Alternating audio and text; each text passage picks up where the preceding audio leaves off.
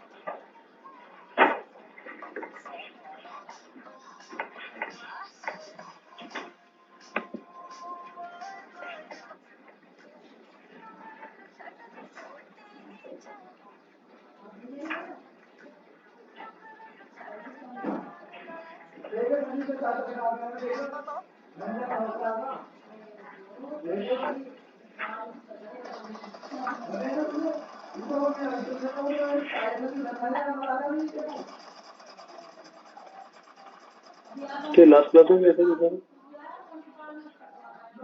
नहीं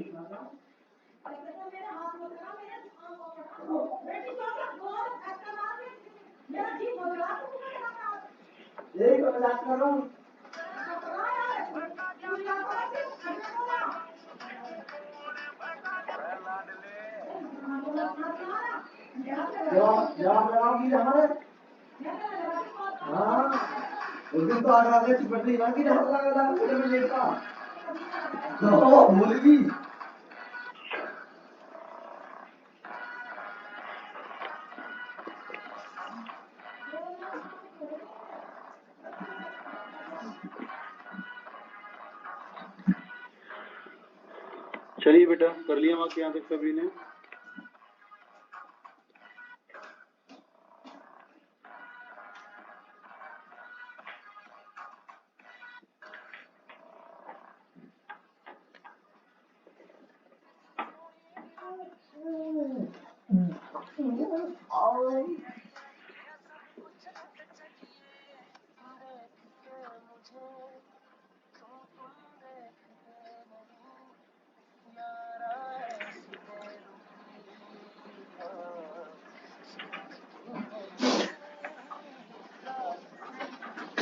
तुम साथ हो या ना कैसे जी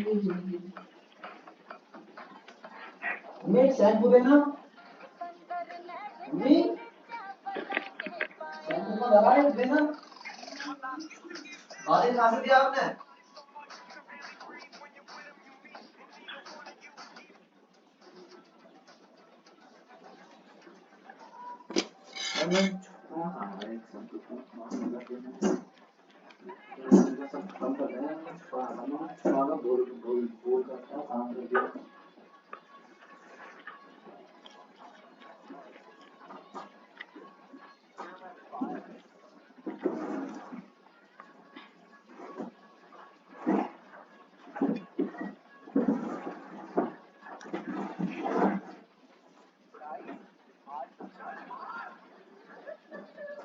I love you. तुझमें ऐसा क्या है जब अपने बॉयफ्रेंड को छोड़ के तेरे पास आऊं? मेरी बात तो बहुत सीधी है, मेरे पास तो बॉयफ्रेंड भी था।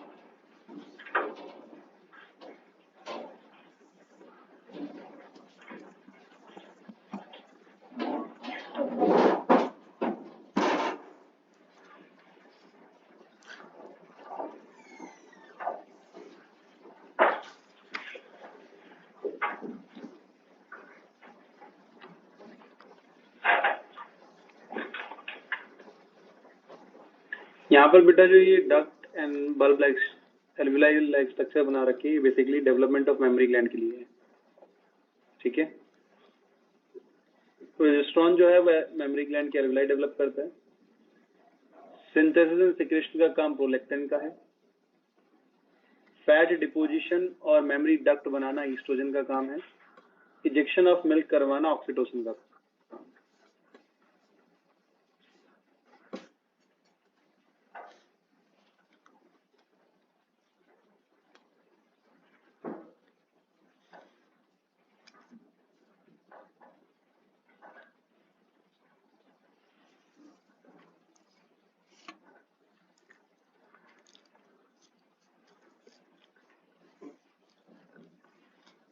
Shampoo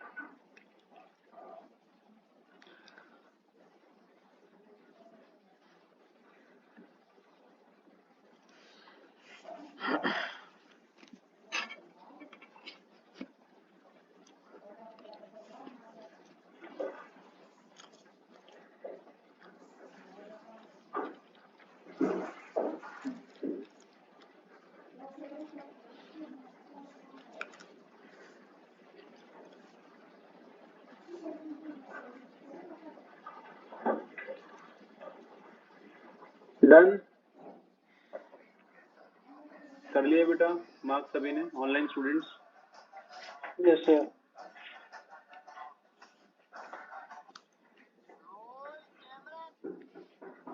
glycoprotein hormone FSH LH TSH erythropoietin भी होता है।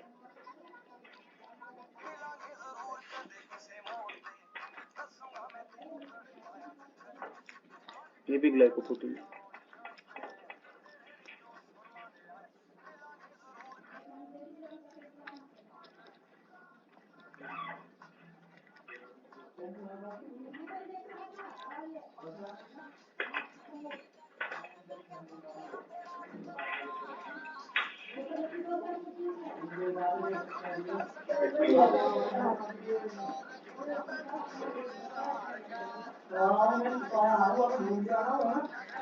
बेटा बुक पे लिखनी है। नहीं, मैं उसको बोल रहा हूँ, वो बेंच पे लिख रही है। ये बेंच साथ में लेके जाएगी उधर सीटिंग के लिए कि नहीं? मैंने आकाश की बेंच पे लिखा हुआ है, मैं तो उसी पे ही बैठ के पेपर दूंगी।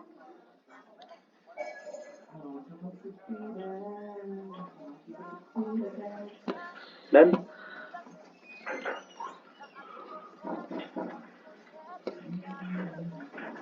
अमाइनो एसिड डेरिवेटिव में एपिनेफ्रिन और एपिनेफ्रिन पीआईएच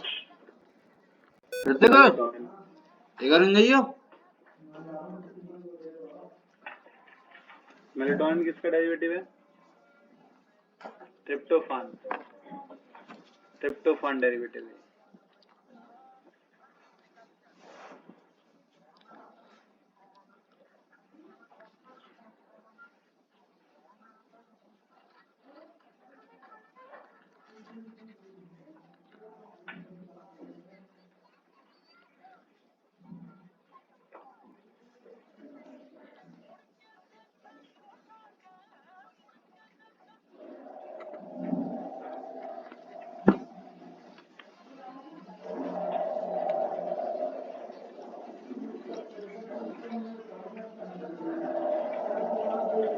चलिए, ये था एनसीईआरटी में। अब आगे बढ़ते हैं। आज क्या पढ़ाना है? Gonads.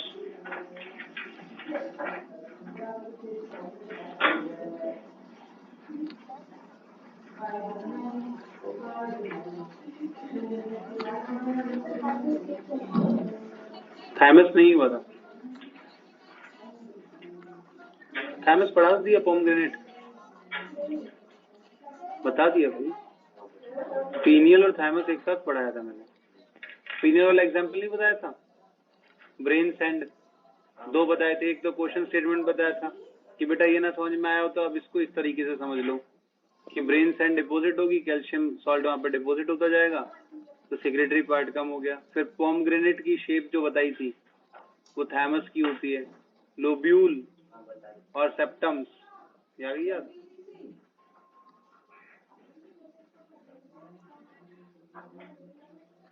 Gonads.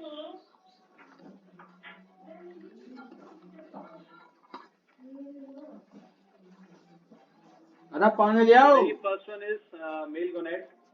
1 pair mesodermal in origin होते हैं ये, और outside the abdomen scrotal sac के अंदर प्रेजेंट होगा in human mail.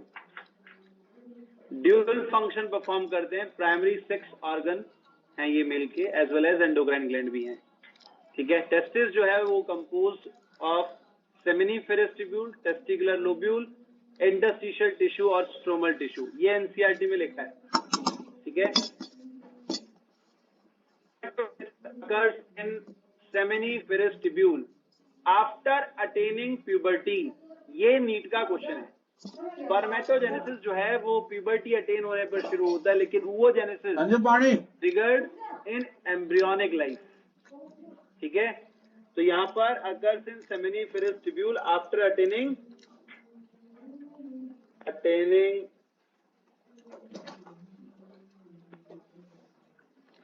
puberty।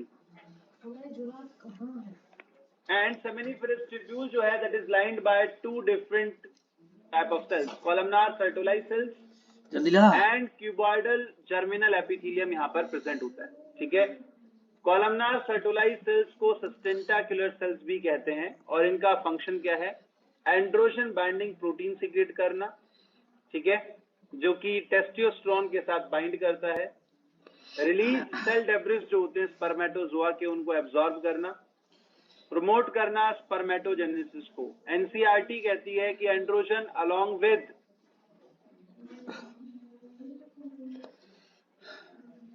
FSH regulate करता है किसे? स्पर्मेटोजेनेसिस को। ठीक है, कहां पर लिखा है इसको? पिट्यूटरी ग्लैंड के अंदर मेंशन किया लाइन, हमने अंडरलाइन किया था उसको, ठीक है। पिट्यूटरी ग्लैंड के अंदर androgen along with FSH regulate करता है स्पर्मेटोजेनेसिस को। अब वो एफएसएच क्या है बेटा? एफएसएच जो है वो सर्टोलाइज सेल्स को स्टिमुलेट करेगा कि वो डेवलपिंग मेल जर्म सेल यानी कि स्पर्मेटोगोनियम को मेल जर्म सेल लिखा है 12th क्लास की एनसीईआरटी में, ठीक है, उसे नरिशमेंट प्रोवाइड करता है, उसके डिवीजन में हेल्प करता है, ठीक है। इसके अलावा इनहिबिट कर देता है स्पर्मेटोजेनेसिस की प्रोसेस को। लिडिक सेल्स और इंटरस्टाशियल सेल्स जो होती हैं वो इंटरस्टिशियल फ्लूइड के अंदर मिलती हैं in between the spaces of seminiferous of testis, remember और नॉट? चलो तो इसको एक बार रिव्यू कर लेते हैं, इसका डायग्राम का थोड़ा अच्छे से समझ में आएगा।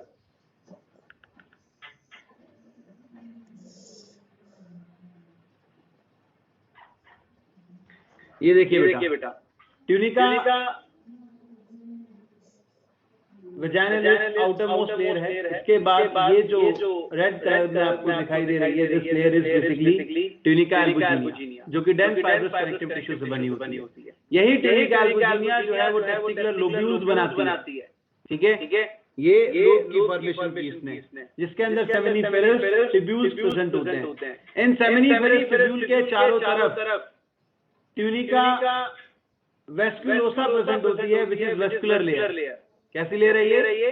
वेस्कुलर लेयर है। वेस्कुलर लेयर मतलब यहाँ पर ब्लड की सप्लाई प्रेजेंट होगी, ठीक है। और इसी में प्रेजेंट होती है इंटरस्टाशियल सेल्स और इम्यूनो कॉम्पिटेंट सेल्स यहाँ पर प्रेजेंट होती हैं बेसिकली, ठीक है। अब आगे बढ़ते हैं, इसी का ट्रांसफर सेक्शन अगर हम देखें तो ये है टीएस में। अगर हम देखेंगे, मान लो कि मैंने यहाँ पर एक टेस्टिकुलर लोब्यूल लिया जिसमें 1 से 3 सेमिनिफेरस ट्यूब्यूल हो सकते हैं, तो यहाँ पर होलोजेनिक डेवलपमेंट होती है। ये जो बड़ी सेल है ये सर्टोलाइज सेल है, इसके पास में स्पर्मेटोगोनियम और मेल जर्म सेल हो सकती है, ठीक है। सर्टोलाइज सेल ब्लड टेस्टिस बैरियर बनाती है। किस तरह से? अब ये देखो, ये सेमिनिफेरस ट्यूब्यूल को लाइन कर रही है, इंटरस्टाशियल सेल के कांटेक्ट में नहीं आने देती। किसको? मेल जर्म सेल को। इंटरस्टिशियल स्पेस के अंदर इम्यूनो कॉम्पिटेंट सेल्स होती है, लिम्फोसाइट हो सकते हैं, मास्ट सेल हो सकते हैं, न्यूट्रोफिल्स यहाँ पर प्रेजेंट हो सकते हैं, जो क्या करेंगे? जो इस मेल जर्म सेल को फॉरेन डिटेक्ट कर सकते हैं। ये हमारी बॉडी का हिस्सा नहीं है। क्यों? क्योंकि ये फ्लैजिलेटेड है, only cell of the body which is flagellated. दूसरा, हैप्लॉइड क्रोमोसोम नंबर है, तो रिसेप्टर्स भी अलग है, ठीक है। इसीलिए ये सेमिनिफेरस ट्यूब्यूल से डायरेक्टली सिप्लाई रेक्टाई चला जाता है, vasa efferentia, epididymis, vasa deferens and outside the body. Body की किसी दूसरी सेल के कांटेक्ट में ना आने वाली सेल कौन सी है? Male germ cell, except Sertoli's basically. अब यहाँ पर जो ये इंटरस्टिशियल फ्लूइड है इसके अंदर प्रेजेंट होती है बेसिकली इंटरस्टाशियल सेल, जिसका काम क्या है बेटा? जो कि यहाँ पर सिक्रेशन करती है किसका? वेस्कुलर लेयर में लिडिक सेल्स और इंटरस्टाशियल सेल है जो कि एंड्रोजन और टेस्टोस्टेरोन का सिक्रेशन करेगी और वो मैचुरेशन ऑफ स्पर्मेटेड करवाता है। इसके अलावा यहाँ पर इम्यूनो कॉम्पिटेंट सेल होंगी, ठीक है, जो अभी बताया मैंने, जो स्पर्म को फॉरेन सेल कंसीडर कर सकती है। ये बॉडी का हिस्सा नहीं है, ठीक है। तो ये हो गया ट्रांसफर सेक्शन। अब आगे डेवलपमेंट, स्पर्मेटोगोनियम माइटोसिस करके स्पर्मेटोसाइट प्राइमरी स्पर्मेटोसाइट बनाती है। माइटोटिक डिवीजन होगा तो क्रोमोसोम नंबर रिड्यूस नहीं हुआ, 2n रहेगा। प्राइमरी स्पर्मेटोसाइट सेकेंडरी स्पर्मेटोसाइट बनाएगा, सेकेंडरी स्पर्मेटोसाइट स्पर्मेटेड बनाएगा। स्पर्मेटेड का मैच्योरेशन स्पर्मियोजेनेसिस की प्रोसेस है जिससे स्पर्म बनेगा और बेसिकली ये सर्टोलाइज सेल के एंड्रोजन बाइंडिंग प्रोटीन के साथ टेस्टोस्टेरोन के बाइंड करने पर स्पर्मियोजेनेसिस अफेक्टेड होती है। इस पर्टिकुलर पार्ट के लिए स्पर्मेटेड को फ्लैजिलेटेड बनाना, उसको रिप्रोडक्टिवली एक्टिव करना बेसिकली काम है टेस्टोस्टेरोन का। टेस्टोस्टेरोन से स्पर्मेटेड से स्पर्मेटोजोआ में कन्वर्ट कर देता है। जोआ मतलब मोटाइल, ठीक है। और जब वो मोटाइल होगा तो स्पर्मिएशन हो जाएगा, यानी कि सेमिनिफेरस ट्यूब्यूल से रिलीज होकर वो ल्यूमन में चला जाएगा सेमिनिफेरस ट्यूब्यूल के, और ल्यूमन से वो ट्यूबुलाई रेक्टाई, रेटिटेस्टिस, वासा एस्पेरेंशिया, एपिडार्मिस, एपिडार्मिस से वासा डिफरेंस, वासा डिफरेंस से इजैकुलेटरी डक्ट में टेम्परेरी स्टोर होता है and then after into the urethra release हो जाएगा। ठीक है, अब जब वो रिलीज होगा बेटा यहाँ पर यूरेथ्रल मीटर से, तो उस प्रोसेस को हम इजैकुलेशन कहेंगे and if that is entered to the vagina तो उसे इंसेमिनेशन कहते हैं। स्पर्मेटोजेनेसिस की टोटल प्रोसेस 74 डेज की होती है बेटा। ठीक है, चलिए then after come to the next, दोबारा से टॉपिक पर आ जाते हैं हमारे।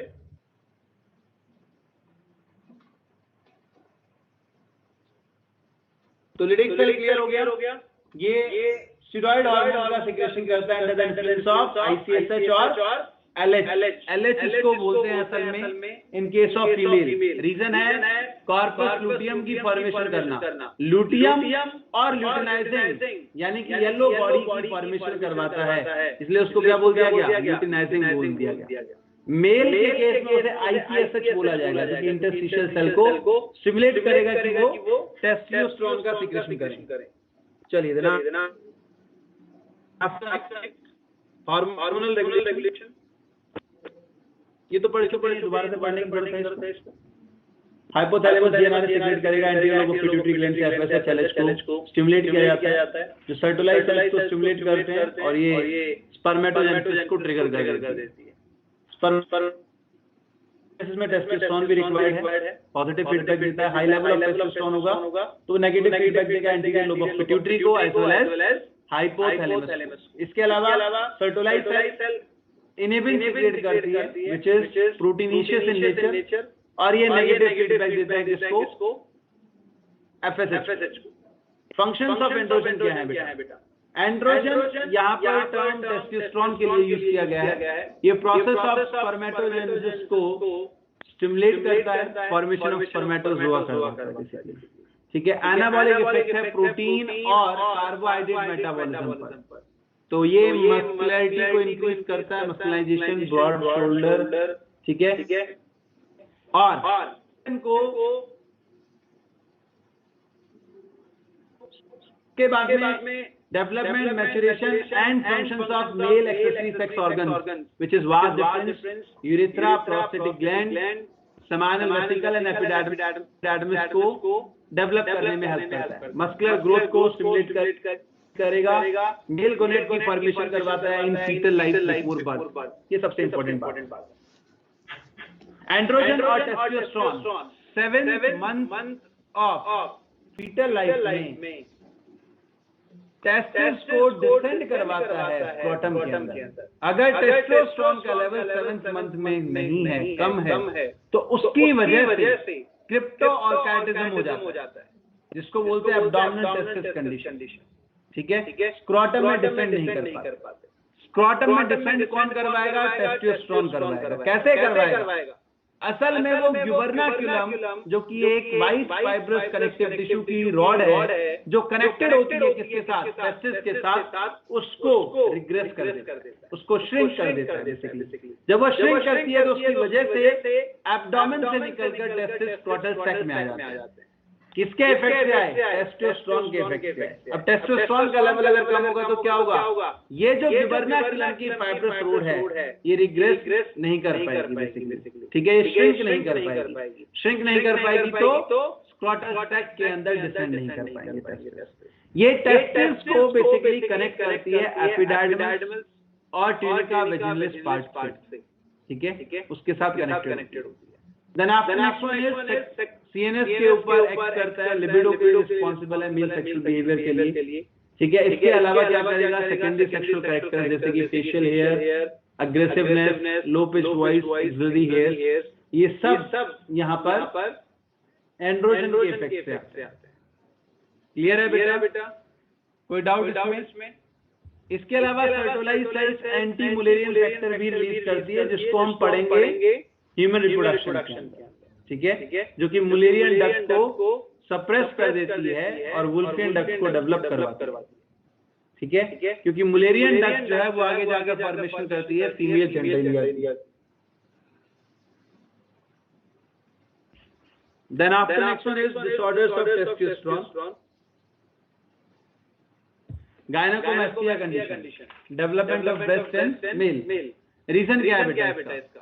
इम्बैलेंस हो सकता है ईस्ट्रोजन एंड एंड्रोजन के रेशो में। ये ड्यूरिंग प्यूबर्टी, ओल्ड एज और नियोनेटल स्टेज में हो सकता है। ठीक है, नियोनेटल और प्यूबर्टी एज में ये टेम्परेरी इंक्रीज हो सकता है ईस्ट्रोजन का। लेकिन अगर हम ओल्ड एज की बात करें तो ओल्ड एज में टेस्टोस्टेरोन का लेवल डिक्रीज करता है, जिसके रेशो में ईस्ट्रोजन जो है वो इंक्रीज कर जाता है। असल में ईस्ट्रोजन का कन्वर्जन टेस्टोस्टेरोन में होता है। इंटरस्टिशियल फ्लूइड के अंदर ईस्ट्रोजन भी प्रेजेंट होता है along with the testosterone that is converted into the testosterone basically. Clear? Next one is unicoidism, failure of testosterone secretion.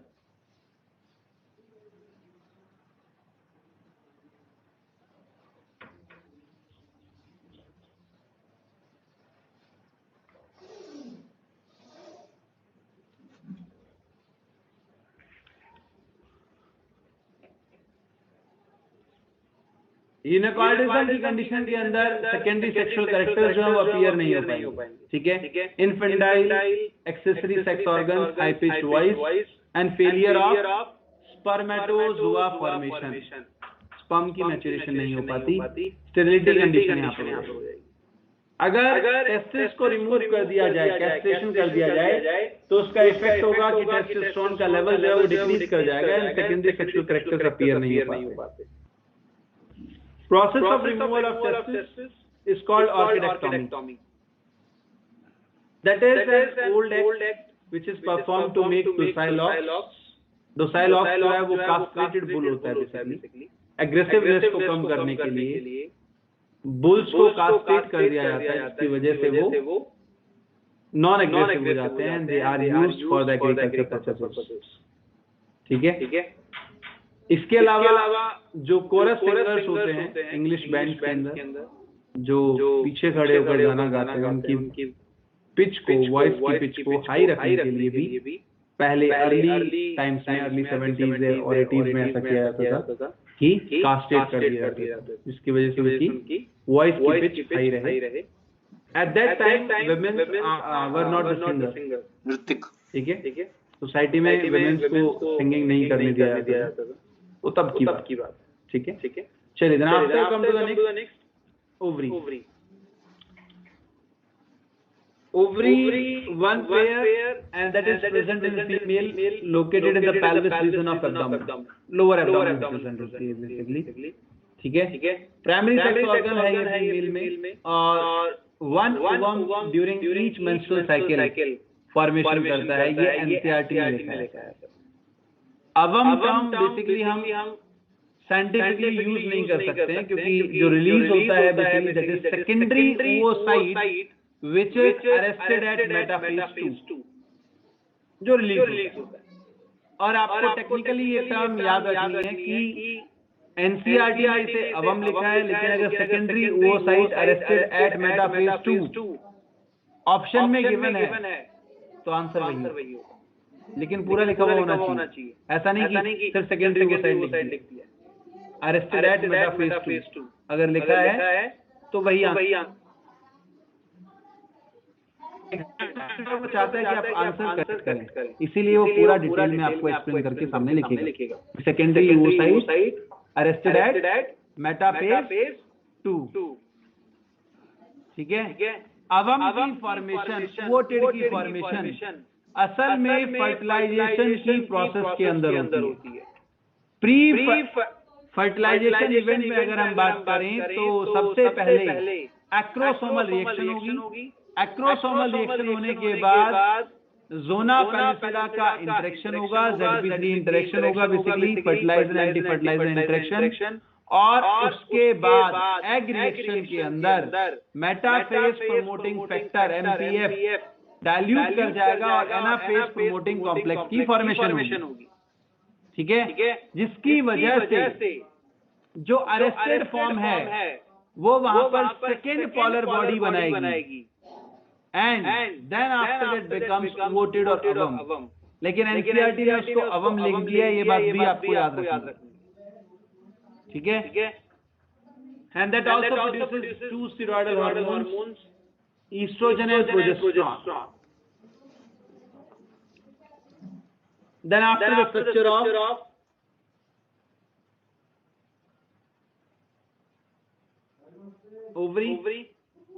Ovary के अंदर बेटा स्ट्रोमल टिश्यू प्रेजेंट होता है। स्ट्रोमल टिश्यू के दो हिस्से हैं, कॉर्टेक्स एंड मेडुला। ठीक है, कॉर्टेक्स रीजन में जर्मानल एपिथेलियम प्रेजेंट होता है और यहाँ पर प्राइमरी ओवेरियन फॉलिकल्स पहले ही बन जाते हैं। दे आर बाय बर्थ, इनकी फॉर्मेशन जो है वो बाय बर्थ होती है। क्लियर? यानी कि फीटल लाइफ में जितने भी प्राइमरी ओवेरियन फॉलिकल की फॉर्मेशन है वो हो जाती है, which is approximately 2 to 3 million. इसके बाद फॉलिकुलर एट्रेशिया होता रहता है till up to the puberty. At the time of puberty there is only 60,000 to 80,000 primary follicles left. और उसके बाद रिप्रोडक्टिव लाइफ स्पैन के अंदर which is approximately of 35 years, ऐसा काउंटेबिलिटी में कि 13 से लेकर 48 ईयर्स तक का 35 ईयर का एक स्ट्रेच होता है फीमेल रिप्रोडक्टिव लाइफ का, उसमें 450 फॉलिकल्स जो है वो अप्रोक्सीमेटली मैच्योर हो पाते हैं। आफ्टर मेनोपॉज दोबारा से फॉलिकुलर एट्रेशिया हो जाता है। ठीक है, अब यहाँ पर मेसोवेरियम इज दैट पार्ट जो कि इसे जोड़कर रखेगा यूटेरस और फैलोपियन ट्यूब के साथ। लिगामेंट की तरह यहाँ पर काम करता है बेसिकली। ठीक है, ओवेरियन लिगामेंट को दो पार्ट में डिवाइड किया गया है, सस्पेंसरी एंड यूटेराइन। सस्पेंसरी से एब्डोमिनल वॉल से जोड़ता है और यूटेराइन जो है वो इसे यूटेराइन लिगामेंट यूटेरस से जोड़ेगा बेसिकली। अब इसके ऊपर जो यहाँ पर कवरिंग है बेटा, that is basically tunica albuginea. यहाँ पर प्राइमरी ओवेरियन फॉलिकल मैच्योर होते हैं under the effect of FSH और 6th डे पर एक फॉलिकल जो है वो सेलेक्ट कर लिया जाता है। 15 to 20 मैच्योर होंगे, जिसमें से एक सेलेक्ट किया जाता है, बाकी अट्रेशिया में चले जाते हैं। ठीक है, डिजेनरेट कर जाता है। 7th डे ये सेकेंडरी फॉलिकल बनाएगा, फिर टर्सरी फॉलिकल बनाता है। ठीक है, NCERT सेकेंडरी फॉलिकल से ईस्ट्रोजन का सिक्रेशन नहीं करवाती है, ये आपको याद रखना है, ये है असल स्टेटमेंट। टर्सरी फॉलिकल ईस्ट्रोजन का सिक्रेशन करता है थीका इंटरना से। ठीक है, और यहाँ पर ये जो एंट्रम है, इस एंट्रम के अंदर भी फॉलिकुलर फ्लूइड जो है भरा होता है, that is also containing the estrogen, जिसके अंदर ईस्ट्रोजन प्रेजेंट होता है और जो यहाँ से डिफ्यूज होता रहता है। ईस्ट्रोजन क्यों डिफ्यूज होता है बेटा? क्योंकि ये स्टेरॉइडल इन नेचर है, सेल को क्रॉस कर सकता है, सेल मेम्ब्रेन से पास कर सकता है बेसिकली। अब ये ईस्ट्रोजन जब बाहर जाता है तो ये पॉजिटिव फीडबैक देता है किसको? FSH एंड LH को। ठीक है, GnRH को पॉजिटिव फीडबैक देगा, जिसकी वजह से LH का लेवल बढ़ जाता है। ठीक है, तो LH का लेवल धीरे धीरे बढ़ेगा। अब ईस्ट्रोजन का लेवल हाई होने की वजह से फॉलिकुलर मैच्योरेशन करवा रहा है, इसके साथ साथ ये एंडोमेट्रियम लाइनिंग को भी प्रोलिफरेट करवाएगा, रीजनरेट करवाएगा, रिपेयर करवाएगा उसको। ठीक है, अब इसके बाद जब एंट्रम का साइज ग्राफिन फॉलिकल में बहुत ज्यादा हो जाता है तो उस एंट्रम के अंदर क्या भरा होगा? फॉलिकुलर फ्लूइड भरा होगा, and that is also containing estrogen, जो किसने सीक्रेट किया? थीका इंटरना ने। अब ये जो ईस्ट्रोजन है ये 13th डे पर इतना ज्यादा हो जाता है बेटा कि नेक्स्ट कमिंग 12 आवर्स के लिए, मतलब 13 दिन के बाद में 14th डे के नेक्स्ट कमिंग 12 आवर्स के लिए ईस्ट्रोजन का लेवल मैक्सिमम होता है। जब ईस्ट्रोजन का लेवल मैक्सिमम होता है तो LH सर्ज कॉज कर देता है, और LH सर्ज होने की वजह से ये ग्राफिन फॉलिकल जो है वो रप्चर हो जाता है। जब ये रप्चर होता है तो इससे सेकेंडरी ओवोसाइट रिलीज होगा, लेकिन NCERT क्या कहती है? अवम रिलीज। ठीक है, अब जो रिमेनिंग फॉलिकुलर सेल्स हैं यहाँ पर 14th डे पर ये जो सेल्स रह गई, ये बची हुई सेल्स अपना रिजर्व फूड रिलीज कर देती। ठीक है, रिजर्व फूड को रिलीज करने से जो रिमेनिंग पार्ट है वो बना देता है कॉर्पस हेमरेजिकम, बीच में ब्लड क्लॉट दिखाई देगा। बाद में वो कंप्लीटली येलो बॉडी बन जाता है जिसको बोलते हैं कॉर्पस लूटियम। और ये कॉर्पस लूटियम जो है वो सिक्रेशन करवाएगा किसका? प्रोजेस्टेरॉन का as well as estrogen. But estrogen का सिक्रेशन कम होता है, प्रोजेस्टेरॉन का सिक्रेशन ज्यादा होता है। और वो नेगेटिव फीडबैक देगा किसको? जीएनआरएच को, एफएसएच, एलएच को, जिसकी वजह से एलएच का काम क्या था? ल्यूटिनाइजिंग हार्मोन, ठीक है, formation and maintenance of corpus luteum. लेकिन formation and maintenance of corpus luteum जो एलएच कर रहा था, उसको कॉर्पस लूटियम से निकलने वाले प्रोजेस्टेरॉन ने क्या कर दिया? अपोज कर दिया। इसका मतलब क्या है? प्रोजेस्टेरॉन अपने पैरों पर खुद ही कुल्हाड़ी मार रहा है, ठीक है। जो उसे मेंटेन करने की कोशिश कर रहा है उसी को वो क्या कर रहा है? इनहिबिट कर रहा है। अब एलएच अगर इनहिबिट होगा तो कॉर्पस लूटियम रिग्रेस कर जाएगा। कॉर्पस लूटियम 15 से 25th डे तक जो है मेंटेन रहता है, प्रोजेस्टेरॉन का लेवल हाई रहेगा। लेकिन एलएच के सप्रेस हो जाने की वजह से कॉर्पस लूटियम रिग्रेस करेगा, और रिग्रेस करने से वो फॉर्मेशन करेगा कॉर्पस एल्बिकन्स। जब एल्बिकन्स की फॉर्मेशन होगी तो अब इससे प्रोजेस्टेरॉन का सिक्रेशन नहीं हो रहा, तो इन रेशो ईस्ट्रोजन का लेवल बढ़ जाएगा। इन रेशो ईस्ट्रोजन का लेवल बढ़ जाएगा, प्रोजेस्टेरॉन का डिक्लाइन करेगा। प्रोजेस्टेरॉन का काम है इम्प्लांटेशन के लिए एंडोमेट्रियम की थिकनिंग को बनाए रखना, उसे मेंटेन करना। अब प्रोजेस्टेरॉन का लेवल जब डिक्रीज हुआ तो एंडोमेट्रियम भी शट ऑफ हो जाएगी और नेक्स्ट मेंस्ट्रुअल साइकिल ट्रिगर हो जाती है। Corpus albicans next menstrual cycle के फर्स्ट डे पर कंप्लीटली रिग्रेस कर जाता है, ठीक है। अब यहाँ पर एक क्वेश्चन थोड़ा ध्यान से सुनिएगा बेटा सभी। अगर मैं बोलूं कि increase in estrogen progesterone ratio, और अगर मैं बोलूं increase in progesterone estrogen ratio, क्या दोनों सेम बात है?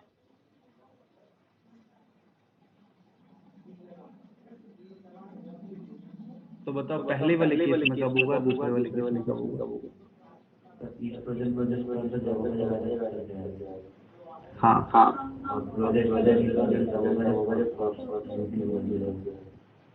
करेक्ट।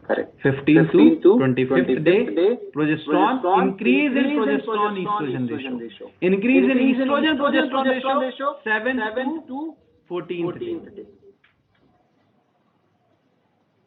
क्लियर? ये क्वेश्चन में आपको ध्यान रखना है। This is very very very very important. Examiner यही घुमाता है, ठीक है। जैसे मैथ में पढ़ते हैं हम क्या बोलते हैं? Numerator denominator. ये कुछ वैसा ही केस है, क्योंकि हम जब बोल रहे हैं increase in estrogen progesterone ratio, मतलब ईस्ट्रोजन का लेवल प्रोजेस्टेरॉन के लेवल से ज्यादा है। अगर हम बोल रहे हैं increase in progesterone estrogen ratio, यानी कि प्रोजेस्टेरॉन का लेवल ईस्ट्रोजन से ज्यादा है। इस साल 12th क्लास के IATS का क्वेश्चन भी शायद है।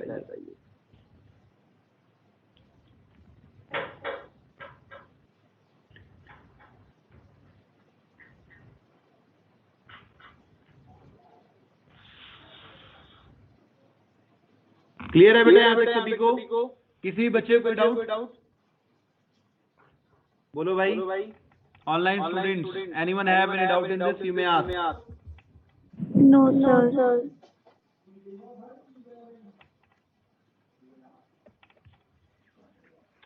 चलिए, then after come to the next. What are the functions of estrogen? Maximum concentration होती है इसकी ड्यूरिंग द प्यूबर्टी, ठीक है। राइज एंड फॉल होता रहता है इसके लेवल में ड्यूरिंग मेंस्ट्रुअल साइकिल। किसके लिए रिस्पॉन्सिबल है? फीमेल। सेकेंडरी सेक्सुअल कैरेक्टर्स के लिए high pitched voice, female pattern of body hair, deposition of fat in thigh and hips. Development of growing ovarian follicles करवाता है, एनसीईआरटी की लाइन में बताई, ठीक है। मेमोरी ग्लैंड्स की डेवलपमेंट कराने में हेल्प करता है, deposition of fat and formation of memory duct में। डिफरेंशिएशन ऑफ ओवा करवाएगा, रिपेयर करेगा एंडोमेट्रियम लाइनिंग ऑफ यूटेरस को आफ्टर मेंस्ट्रुअल फेज। क्लियर? तो ये बेसिकली ईस्ट्रोजन के फंक्शंस हैं। The very first one, maximum concentration रहेगा प्यूबर्टी के टाइम पर, राइज एंड फॉल करेगा ड्यूरिंग मेंस्ट्रुअल साइकिल, रिस्पॉन्सिबल है सेकेंडरी सेक्सुअल कैरेक्टर्स के लिए, रेगुलेट करता है फीमेल सेक्सुअल बिहेवियर को, इसके अलावा ग्रोथ एंड डेवलपमेंट करवाएगा secondary sexual organs in female, growing ovarian follicle को बेसिकली डेवलप करेगा ये, मेमरी ग्लैंड के अंदर फैट का डिपोजिशन और मेमरी डक्ट की फॉर्मेशन करवाता है, ओवा का डिफरेंशिएशन करवाएगा ये, एंडोमेट्रियम लाइनिंग को रिपेयर करता है आफ्टर मेंस्ट्रुअल फेज।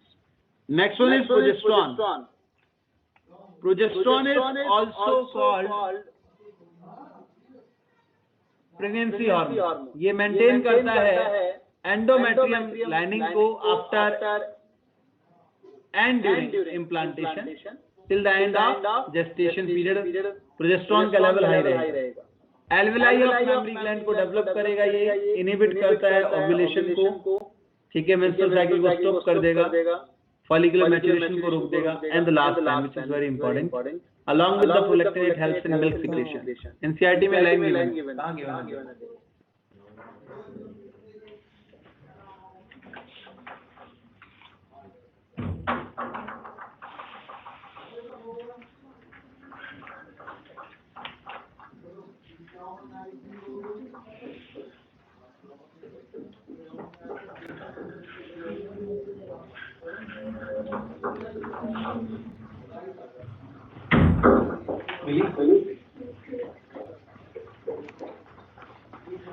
अब आपने 12th क्लास के मॉड्यूल में पढ़ा होगा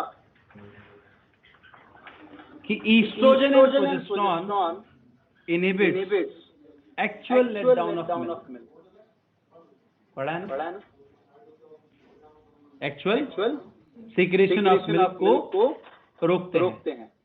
लेकिन ध्यान से पढ़ो स्टेटमेंट को, तो बोलता है progesterone and not only progesterone. अब जो आपने डायग्राम बनाया था, मैंने आपसे कहा था ना कि ये डायग्राम जो मेमरी ग्लैंड का है, उस डायग्राम में देखो कि वो क्या कर रहा है, डेवलपमेंट ऑफ एल्वेलाई कौन करवा रहा है? Alveoli are responsible for synthesis and secretion of, तो progesterone along with prolactin synergistically responsible for synthesis and secretion of milk. सिर्फ प्रोजेस्टेरॉन की बात कर रहे हैं। किसकी? प्रोजेस्टेरॉन। क्लियर? अगर ईस्ट्रोजन का लेवल ज्यादा होगा तो मेंस्ट्रुअल साइकिल ट्रिगर हो जाएगी, लैक्टेशन रुक जाएगा, प्रोलैक्टिन इनहिबिट हो जाएगा। तो progesterone along with estrogen inhibit करता है, लेकिन प्रोजेस्टेरॉन सिर्फ अकेला क्या करेगा बेटा? प्रोलैक्टिन को सपोर्ट करेगा synthesis and secretion of milk के लिए। और ये कहां पर लिखा है? एनसीईआरटी की स्टेटमेंट है ये, ठीक है। और ये कंफ्यूज करती है, क्योंकि 12th क्लास में जब हम एनसीईआरटी को पढ़ेंगे तो हमें स्टेटमेंट को शॉर्ट देखने को मिलेगा। तो दिस इज वेरी इंपॉर्टेंट, इसको एनसीईआरटी में क्वेश्चन मार्क कर दीजिएगा। एक मिनट।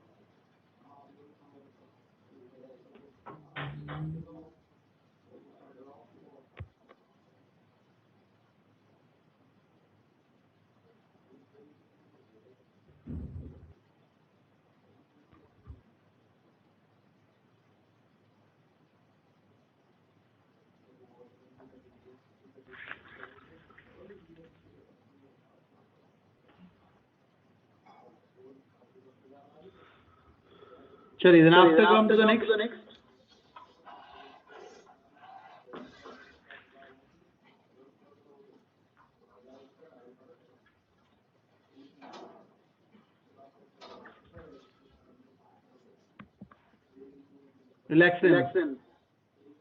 रिलैक्सेंस जो है वो कॉर्पस लुटियम, इसके अलावा प्लेसेंटा, दोनों at the end of pregnancy इस प्रोटीनेशियस हार्मोन को सीक्रेट करते हैं। ठीक है, क्या काम है इसका? That relaxes pubic symphysis, ligament and dilate कर देता है सर्विक्स को फॉर चाइल्ड बर्थ। किससे बना होगा प्यूबिक सिम्फैसिस? कार्टिलेजिनस जॉइंट में दो चीजें पढ़ाई थी ना, सिम्फैसिस एंड सिनकॉन्ड्रस। तो किससे बना होता है ये? कौन सा कार्टिलेज होगा? हाइलाइन की white fibrous?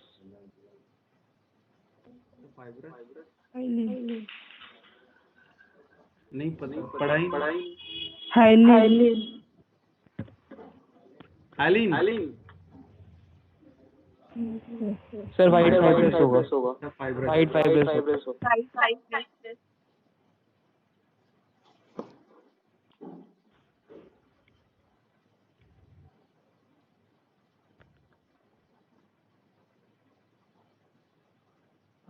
Symphysis, white fibrous, सिनकॉन्ड्रस।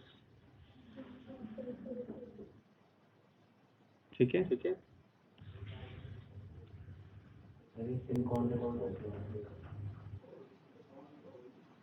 भाई मार्क तो कर रखे हैं, देख इंटरकोस्टल कार्टिलेजेस,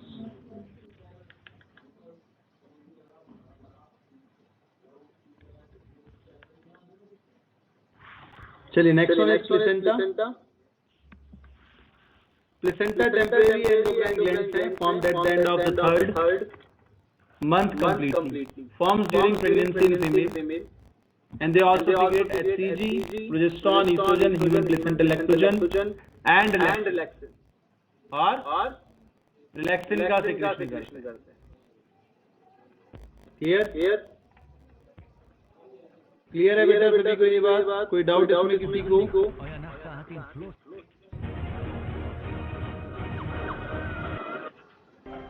अभी क्वेश्चन नंबर 7 देखो।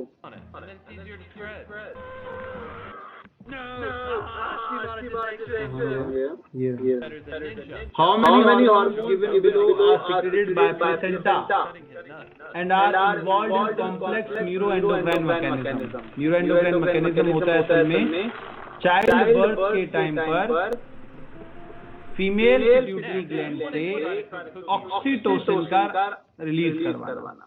तो कौन कौन से हार्मोन है जो कि रिस्पॉन्सिबल होंगे? यही 6 हार्मोन अभी पढ़ा हमने। ये सीक्रेट होते हैं, एचसीजी होगा, estrogen, progesterone, HPL and oxytocin. ठीक है, एक मैं बता देता हूँ आपको, कॉर्टिसोल। ठीक है, बाकी बताओ कौन सा रिलीज है? ऑक्सीटोसिन रिलीज होता है प्लेसेंटा से। ये प्लेसेंटल हार्मोन नहीं है। That's breaking 2 laws. Now I'm going to steal a cop car. That's breaking a 3rd. All right, driving on sidewalk, breaking a law. I just shot someone in the head. हाँ, child birth पर कौन सा होगा दूसरा? बस एक पूछ रहा हूँ, 4 ऑप्शन में से क्या होगा? बताओ भाई ऑनलाइन स्टूडेंट्स, और कौन सा होगा?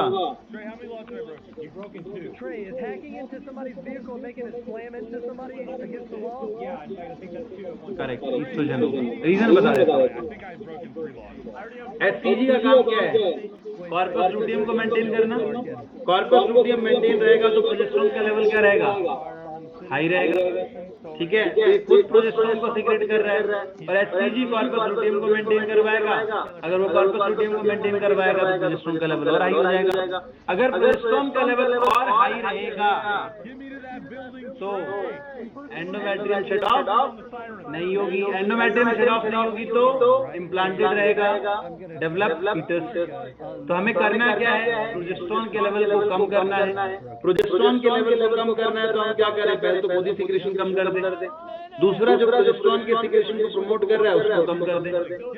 तो कॉर्टिसोल और ईस्ट्रोजन का लेवल बढ़ जाता है eight the time of child birth from the placenta.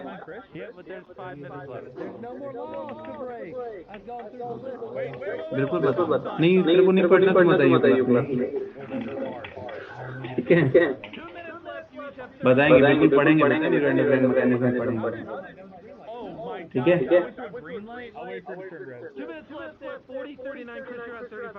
इसके बाद जाते हैं वापस। हाँ जी बेटा, क्लियर है सभी को, कोई डाउट किसी को? तो यहाँ पर आप एक पॉइंट ऐड कर सकते हैं, during child birth secretion of cortisol and estrogen increase from placenta। लगा ली का क्या और क्या ना, इसका वो अडेप्टर आएगा यहाँ के 2000 रुपया दे रहा हूँ, देऊ ना हो तुम भी 2000 का तो इसको अडेप्टर अडेप्टर तो मैं ले लूंगा खुद ही। 2000 का आएगा और अडेप्टर। तो 2 का 10 का अडेप्टर तो मैं ले लूंगा।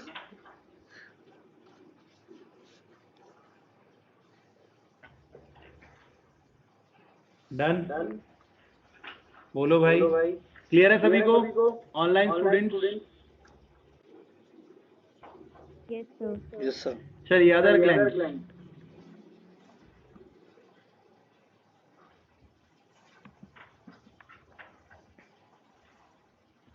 अदर ग्लैंड्स में अगर हम बात करें, आगे कुछ समझ में वैसे cortisol and oestrogen.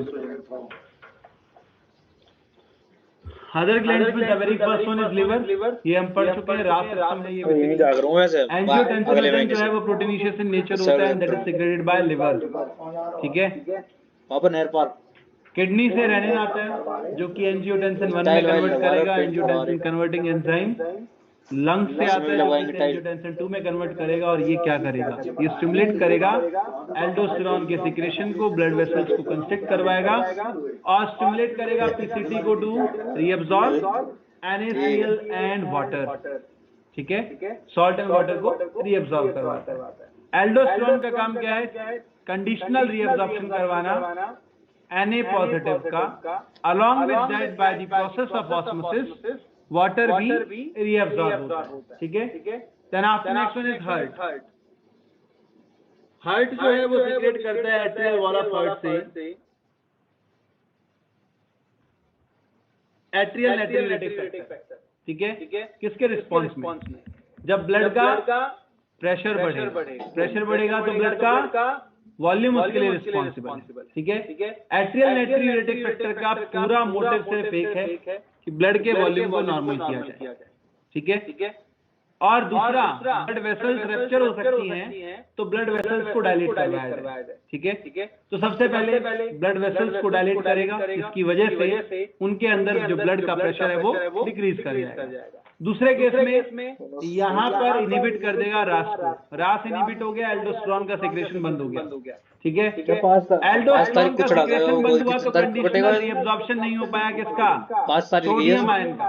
Sodium ion reabsorb नहीं हुआ तो वाटर रीअब्सॉर्ब नहीं होगा, वाटर रीअब्सॉर्ब नहीं होगा तो ब्लड का वॉल्यूम मतलब उसने पता कौन सी डेट लिखी थी बस, फिल्ट्रेट का अमाउंट बढ़ाएगा, यानी कि जीएफआर को बढ़ा देगा। अब जीएफआर बढ़ गया तो फिल्ट्रेट में वाटर ज्यादा चला जाएगा, अब उसको रीअब्सॉर्ब होने नहीं देगा, एल्डोस्टेरोन का सिक्रेशन बंद करवा दिया, तो फिल्ट्रेट डाइल्यूट है, एल्डोस्टेरोन रीअब्सॉर्ब कर नहीं रहा है, तो उस कंडीशन में क्या होगा, 24 को है कि डाइल्यूट यूरिन बॉडी से बाहर जाएगा along with sodium ion, along with sodium ion. इसकी मम्मी से तो ब्लड का वॉल्यूम ज्यादा है, संजू की मम्मी से जीएफआर वजन कम न करा ना, ANF तो जीएफआर बढ़ा दिया, ग्लोमेरुलर फिल्ट्रेशन रेट, तो फिल्ट्रेट का अमाउंट बढ़ गया, हाँ फिल्ट्रेट में वाटर प्रेजेंट है, जेल न पाली इधर से रास सिस्टम को बंद कर दिया। जब रास सिस्टम बंद हो गया तो एल्डोस्टेरोन का सिक्रेशन जो है वो भी बंद हो गया। जब एल्डोस्टेरोन का सिक्रेशन बंद हो गया तो जो वहां पर डाइल्यूट फिल्ट्रेट है जिससे कि रीअब्सॉर्ब होना था वाटर, डॉक्टर ने सोडियम आयन, उसको किसकी जरूरत है? एल्डोस्टेरोन की। एल्डोस्टेरोन वहां पर गया नहीं, एल्डोस्टेरोन नहीं गया तो ब्लड का वॉल्यूम ज्यादा होगा कि कम होगा? हाँ, ब्लड का वॉल्यूम कम हो जाएगा। और सोडियम आयन रीअब्सॉर्ब नहीं हुआ तो ऑस्मोसिस से वाटर भी रीअब्सॉर्ब नहीं होगा, तो जो यूरिन है वो डाइल्यूट होगा along with sodium ion, along with sodium ion. Excessive release of sodium ion in urine, and then after blood pressure जो होता है बेसिकली वो भी डिक्रीज हो जाएगा, और उससे पहले वो डायलेट कर लेता है ब्लड वेसल्स को ताकि ब्लड प्रेशर डिक्रीज हो पाए। Then after next one is JG cells, juxtaglomerular cells. Renin secrete करती है,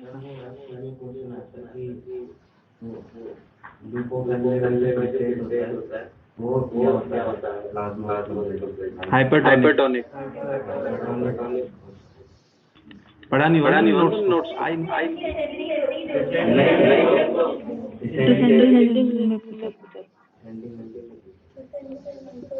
डिसेंडिंग में तो असेंडिंग में हाइपो हो जाएगा। लिखवाया था, मुझे पता था क्वेश्चन पूछा जाएगा, ठीक है। हालांकि एनसीईआरटी नहीं लिखती है वाले, ठीक है, पढ़ा करो। बाकी देख बहुत सिंपल है। कॉर्टेक्स में 300 मिली ऑस्मोस पर लीटर है, मेडुला में वो 600 से 1200, ठीक है।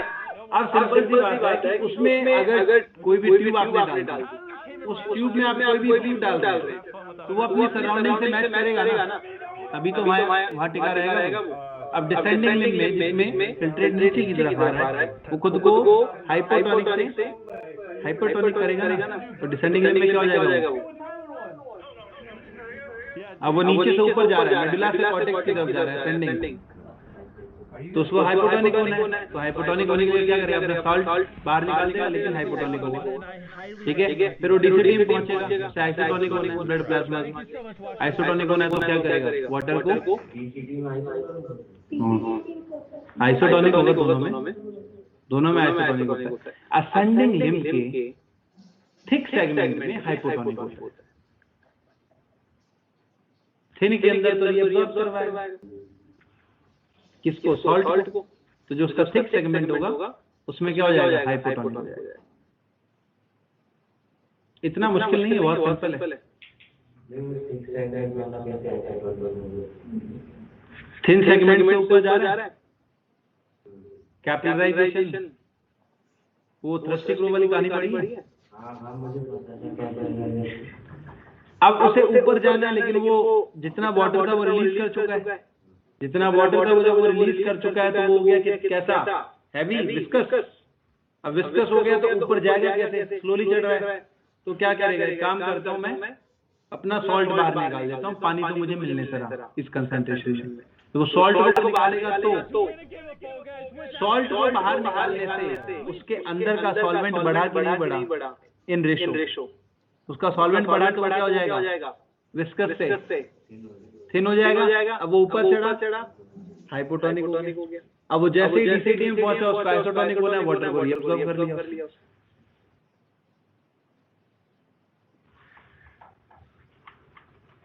चलिए, जेजी सेल्स रेनिन का सिक्रेशन करती हैं, जो कि एंजियोटेंसिनोजन को एंजियोटेंसिन 1 में कन्वर्ट करता है, रास system.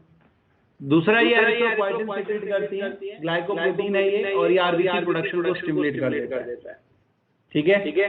Then after renal cells secrete calcitriol, ये इंपॉर्टेंट पॉइंट है।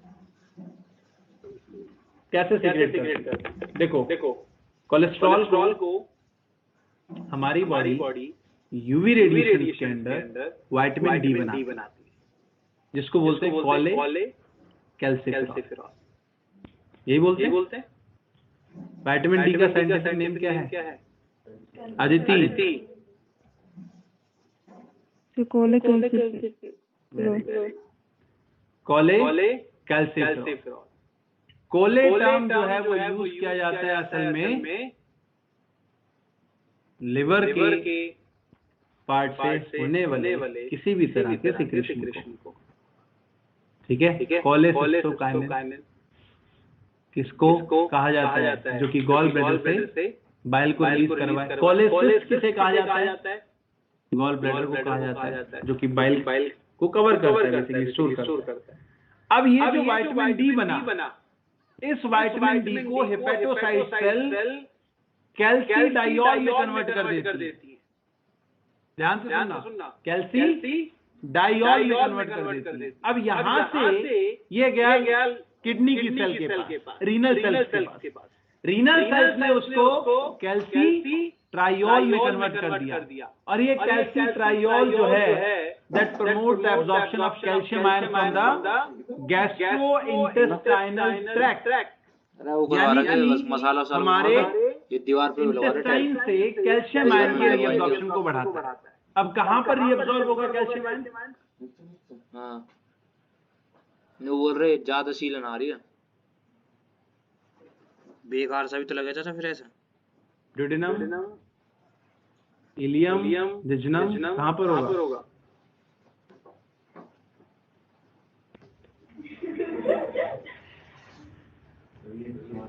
तेरी गलती।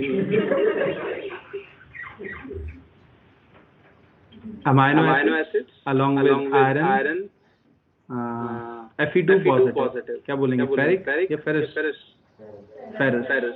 फेरस एंड कैल्शियम आयन के साथ Fe2 पॉजिटिव के साथ ड्यूडेनम से रीअब्सॉर्ब होता है बेसिकली। ठीक है, ड्यूडेनम की लोकेशन रेट्रोपेरिटोनियल होती है। रेट्रोपेरिटोनियल का मतलब होता है बेसिकली सीलोम से बाहर, और किडनियां भी कहाँ पर है? रेट्रोपेरिटोनियल, सीलोम से बाहर। तो उनसे आने वाला कैल्सिट्रॉल जो है वो असल में ड्यूडेनम पार्ट से क्या करवाता है, रीअब्सॉर्ब करवाता है। किसको? ऐसा होगा कि सारी चीजें बिल्कुल ऑनलाइन की तरह हो रही है, बट टीचर जो है वो क्लास में है, और टीचर के सामने जो है वो स्टूडेंट्स जो है वो बैठे हुए हैं। आसिफ सर, आप गलत क्लास में एंटर कर गए। आप दिखा रहा था, तो एक बार जरा आप उसको अपने लैपटॉप को मूव करेंगे बच्चों की तरफ। अच्छा, गलत क्लास में घुस गए सर।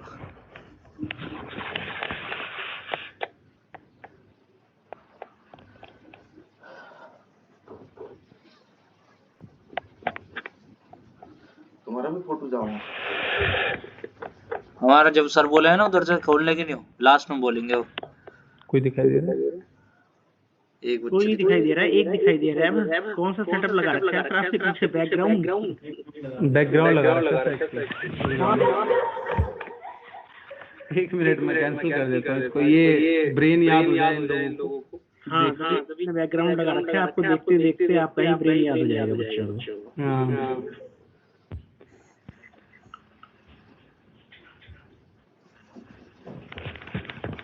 ये बेटा देखिए क्लास में आप, ये सारे स्टूडेंट जो है वो क्लास में प्रेजेंट है फिजिकल फॉर्म में, और बिल्कुल जस्ट आप भी इसको ऑनलाइन और ऑफलाइन, सामने बोर्ड है, डिजिटल बोर्ड है, और उसके थ्रू आप यहाँ पर कर सकते हैं। ठीक है सर, आप कंटिन्यू करिए। ओके।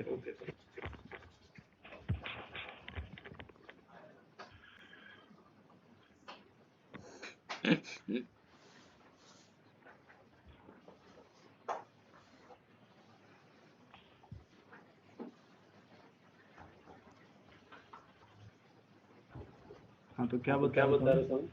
किडनी कैल्सीडाइऑल में कन्वर्ट हो गया, और उसने क्या किया, ड्यूडेनम से कैल्शियम आयन को एब्जॉर्ब करवा दिया। ठीक है, अब जो क्वेश्चन स्टेटमेंट था वो ये था कि ब्लड कैल्शियम आयन का लेवल अगर कम है तो which hormone is responsible for it. अब ऑप्शन में एक ऑप्शन तो क्या था, पैराथायरॉयड हार्मोन, और दूसरा ऑप्शन सामने सुनिए, विटामिन डी, थायरोक्सिन, मेलेटोनिन और थायरोकैल्सिटोनिन। तो आंसर क्या होगा? हाँ भाई, online students Aditi Sharma, Gaurav Chauhan, Akshat, Aakash Aditya Yadav. Yes sir. Sir एक क्वेश्चन रिपीट कर दीजिए प्लीज। अगर ब्लड में कैल्शियम आयन का लेवल कम हो रहा है तो किस हार्मोन की डेफिशिएंसी से होगा? एक ऑप्शन मतलब चारों ऑप्शंस में एक पीटीएच है, पैराथायराइड हार्मोन, और उसके सामने दूसरा है thyrocalcitonin, thyroxine, vitamin D and melatonin. Sir parathyroid hormone. Parathyroid hormone में parathyroid hormone and parathyroid hormone and vitamin D, parathyroid hormone and thyroxine, parathyroid hormone and melatonin. अब आंसर बताइए क्या होगा? Parathyroid hormone and vitamin D. Very good. ये अच्छे से याद कर लो, क्योंकि बच्चे एक गलती करते हैं इसमें कि सर जिसको हाइपोथायराइडिज्म की कंडीशन है, ठीक है, उसको डॉक्टर ट्रीटमेंट में, बहुत सारे पेरेंट्स होते हैं बच्चों के जो देखते हैं कि अरे भाई ये साथ में विटामिन डी भी चल रहा है, ये तो कैल्शियम की गोलियां भी चल रही है, तो इसका मतलब है हाइपोथायराइडिज्म की कंडीशन में थायरोक्सिन जो है वो कैल्शियम को कम कर देता है। ऐसा नहीं है, ऐसा बिल्कुल भी नहीं। ठीक है, वो इसलिए चलता है क्योंकि थायराइड ग्लैंड जो है वो श्रिंक कर गया। थायराइड ग्लैंड श्रिंक कर गया तो उसके पीछे कौन सा ग्लैंड था? पैराथायराइड। मेटाबॉलिज्म में उसके भी इफेक्ट पड़ेगा, जिसकी वजह से ब्लड कैल्शियम आयन का लेवल क्या हो जाएगा? रिड्यूस कर जाएगा। ठीक है, क्लियर है? और हमने ये पॉइंट पढ़ा है एनसीईआरटी के अंदर कि concentration of calcium ion regulate the secretion of PTH hormone. ये एनसीईआरटी ने लिखा है इसी तरीके से। लिखा है कि नहीं लिखा? अंडरलाइन करवाया था ना पॉइंट। चाचा देख रहे फोन आ रहा है बेटा सभी को? कोई डाउट किसी को? Anyone have any doubt in this? You may ask.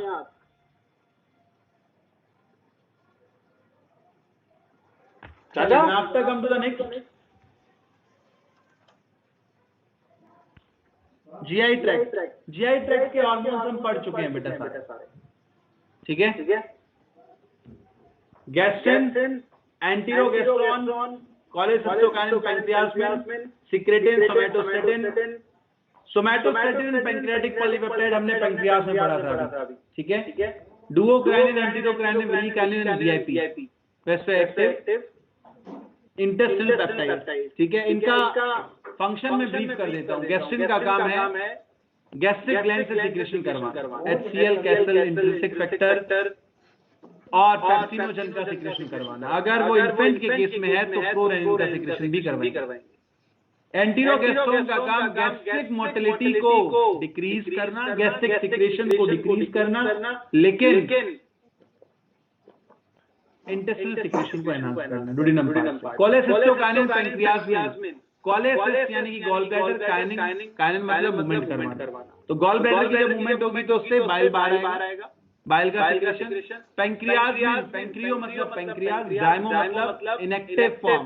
तो पैंक्रियाज के इनएक्टिव एंजाइम्स कौन से हैं? Trypsinogen, chymotrypsinogen, procarboxypeptidase, pancreatic amylase, nuclease, इनका सिक्रेशन करवाता है। पैंक्रियाटिक लैपेज भी उसमें, इसका सिक्रेशन करवाएगा। सिक्रेटिन इंटेस्टाइन से ट्रिप्स ऑफ लिवर फ्लो का सिक्रेशन करवाएगा। नहीं उसका कोई उसके सिक्रेटिन का रोल है। सिक्रेटिन गैस्ट्रिन मोटिलिटी को और गैस्ट्रिक सिक्रेशन को दोनों को रोक देता है, जबकि इंटेस्टाइन से वो सिक्रेशन करवाता है। सिक्रेटिन फर्स्ट हार्मोन डिस्कवर्ड है, जो सबसे पहला डिस्कवर किया गया, दैट इज सिक्रेटिन। सोमैटोस्टेटिन हमने पहले पढ़ चुके हैं सोमैटोस्टेटिन को। सोमैटोस्टेटिन अल्फा सेल और बीटा सेल के सिक्रेशन को रेगुलेट करता है और एब्जॉर्प्शन को रोक देता है। पैंक्रियाटिक पॉलीपेप्टाइड का काम है पैंक्रियाटिक जूस के सिक्रेशन को रोक देना। डुओक्राइनिन डुओडेनम से सिक्रेशन करवाता है बेसिकली। ठीक है, डुओडेनम रीजन के अंदर क्या प्रेजेंट है? Brunner's gland. Crypts of Libre plinth तो सिक्रेशन एंटीरोगेस्ट्रम भी करवा रहा था, लेकिन ये ब्रूनस ग्लैंड से सिक्रेशन करवाता है, इसलिए उसका अलग से लिखा गया है डुओक्राइनिन। तो ड्यूडिनम में स्पेसिफिक पार्ट क्या है? सब म्यूकोसल ग्लैंड जिनसे ये सिक्रेशन करवाता है। एंटीरोक्राइनिन इंटेस्टाइनल पार्ट से सिक्रेशन करवाएगा, क्रिप्स ऑफ लिबर प्लिंथ से सिक्रेशन करवाएगा। विलिकाइनिन मूवमेंट ऑफ विलाई करवाता है स्मॉल इंटेस्टाइन की। और वीआईपी डाइजेशन को रोक देता है और एब्जॉर्प्शन को बढ़ा देता है, इंक्रीज कर देता है। इसके अलावा सबसे इंपॉर्टेंट लाइन जो हम शुरुआत से ऑर्गेनाइज अनऑर्गेनाइज को पढ़ रहे थे उसके बारे में। ऑर्गेनाइज्ड एंडोक्राइन ग्लैंड और अनऑर्गेनाइज्ड में क्या डिफरेंस है? ऑर्गेनाइज्ड वालों का प्राइमरी फंक्शन जो है वो हार्मोन सिक्रेशन करना है। अनऑर्गेनाइज्ड वालों का और बहुत सारे फंक्शन हैं, लेकिन उनमें से एक फंक्शन एंडोक्राइन है। इसको थोड़ा सा सिंप्लीफाई कर लो। ऑर्गेनाइज्ड वालों के अंदर क्लस्टर और मास ऑफ सेल्स प्रेजेंट होती हैं जो कि किसी हार्मोन का सिक्रेशन करती हैं, जबकि अनऑर्गेनाइज्ड वालों के अंदर स्कैटर्ड फॉर्म में सेल होंगे, क्लस्टर नहीं होगा, मास नहीं होगा। स्कैटर्ड सेल्स जो होती हैं वो हार्मोन का सिक्रेशन करती हैं। ठीक है। अब यहाँ पर ये जो लास्ट पॉइंट लिखा है और आपकी एनसीईआरटी में किडनी, गैस्ट्रोइंटेस्टाइनल ट्रैक्ट और हार्ट वाले में सबसे लास्ट पॉइंट जो है वो यही लाइन है, सेवरल नॉन एंडोक्राइन टिश्यू। ठीक है, यानी कि स्कैटर्ड सेल्स हैं इनके अंदर, सीक्रेट करती है हार्मोन्स को, that is called growth factors. और यही ग्रोथ फैक्टर्स जो है वो body growth, normal growth, differentiation, repairing और रीजनरेशन के लिए रिस्पॉन्सिबल है बॉडी टिश्यू। ठीक है, एनसीईआरटी की लास्ट लाइन है ये, hormone mechanism of hormonal action से पहले। ठीक है, और ये unorganised endocrine part.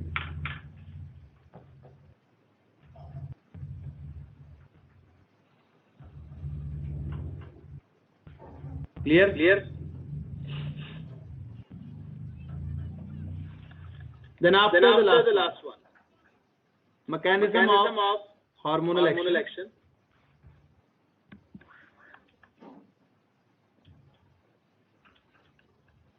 Basic types of hormones. Hormones को हम दो पार्ट में क्लासिफाई कर सकते हैं, lipid soluble and lipid insoluble. ठीक है, लिपिड सॉल्युबल वो जो डायरेक्टली सेल के अंदर एंटर कर सकते हैं। इंट्रासेलुलर रिसेप्टर होंगे, यानी सेल के अंदर साइटोप्लाज्म में इनका रिसेप्टर होगा और ये हार्मोन रिसेप्टर कॉम्प्लेक्स की फॉर्मेशन करते हैं। एग्जांपल है इसमें आयोडोक्सिनाइन, थायराइड हार्मोन्स। हालांकि ये टायरोसिन डेरिवेटिव है, लेकिन आयोडीन से बाइंड करने की वजह से ये क्रॉस कर सकते हैं बेसिकली लिपिड मेम्ब्रेन को। Steroidal hormone, testosterone, progesterone, aldosterone, estradiol, और ये सब जीन रेगुलेशन को, जीन के एक्सप्रेशन को रेगुलेट करते हैं basically. Next one is lipid insoluble, directly plasma membrane से पास नहीं कर सकते, इनके एक्स्ट्रा सेलुलर रिसेप्टर्स होते हैं, सेल के बाहरी रिसेप्टर होगा। सेकेंडरी मैसेंजर रिक्वायर्ड होता है यहाँ पे टू रेगुलेट सेलुलर मेटाबॉलिज्म। ठीक है, example is peptide, polypeptide, protein, ये सभी hormones. Insulin, glucagon, TCT, hypothalamic pituitary hormones, जिसमें टीएसएच, एफएसएच, एरिथ्रोपोएटिन, ये ग्लाइकोप्रोटीन्स हैं। अमाइनो एसिड डेरिवेटिव्स में एपिनेफ्रिन, नॉरएपिनेफ्रिन, डोपामिन, ये सभी सेकेंडरी मैसेंजर्स को जनरेट करते हैं, लाइक साइक्लिक एडेनोसिन मोनोफॉस्फेट, आयनोसिटोल, 3-फॉस्फेट और कैल्शियम आयन। बहुत ही सिंपल सी चीज है समझने के लिए। 1972 सिंगर एंड निकोलसन मॉडल क्या कहता है?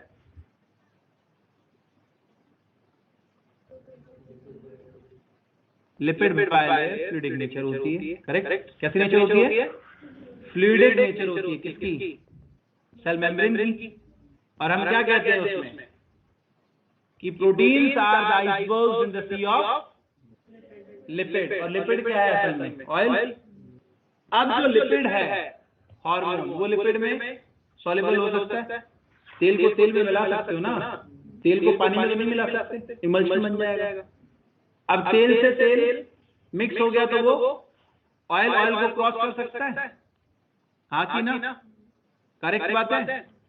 तो अब ये सोचो कि यहाँ पर एक छोटी सी स्टोरी, 2 लोगों के गांव में पानी नहीं आता था, 2 अलग अलग गांव के लोग थे, और पानी का जो सोर्स था वो बेसिकली राजा का महल था।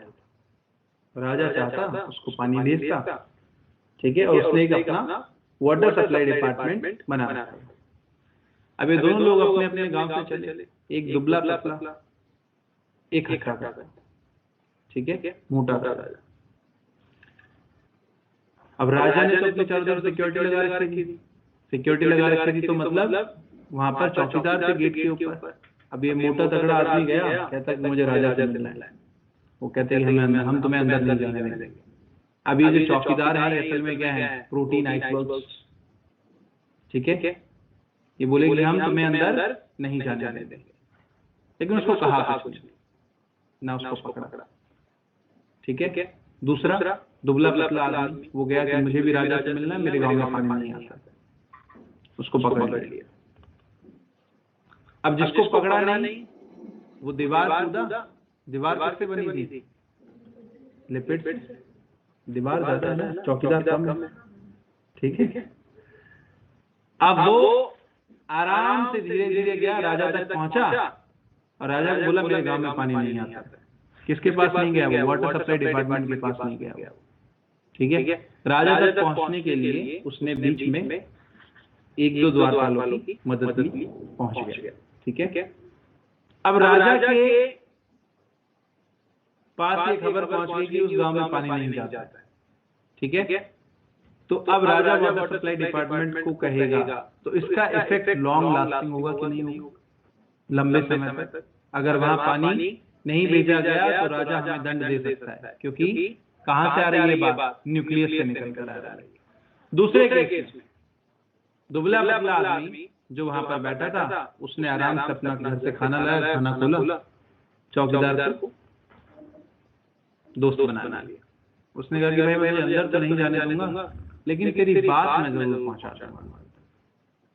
अब उसने ये सोचा दूसरे ने कि बात अगर मुझे अंदर तक पहुंचानी है, मैं तो जा नहीं सकता, एक काम करता हूँ, जो भी अंदर जाएगा मैं उसे बोल दूंगा।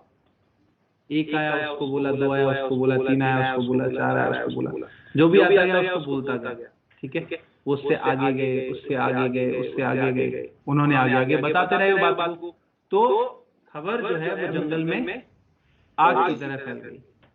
सीधी बात पहुंची किसके पास? वाटर सप्लाई डिपार्टमेंट के पास। हर 5 मिनट में कोई आ रहा है, कह रहा है फला गांव के अंदर पानी नहीं जाता।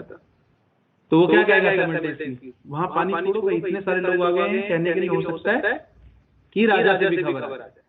लेकिन इसका इफेक्ट बहुत ही कम समय के लिए रहेगा। रीजन?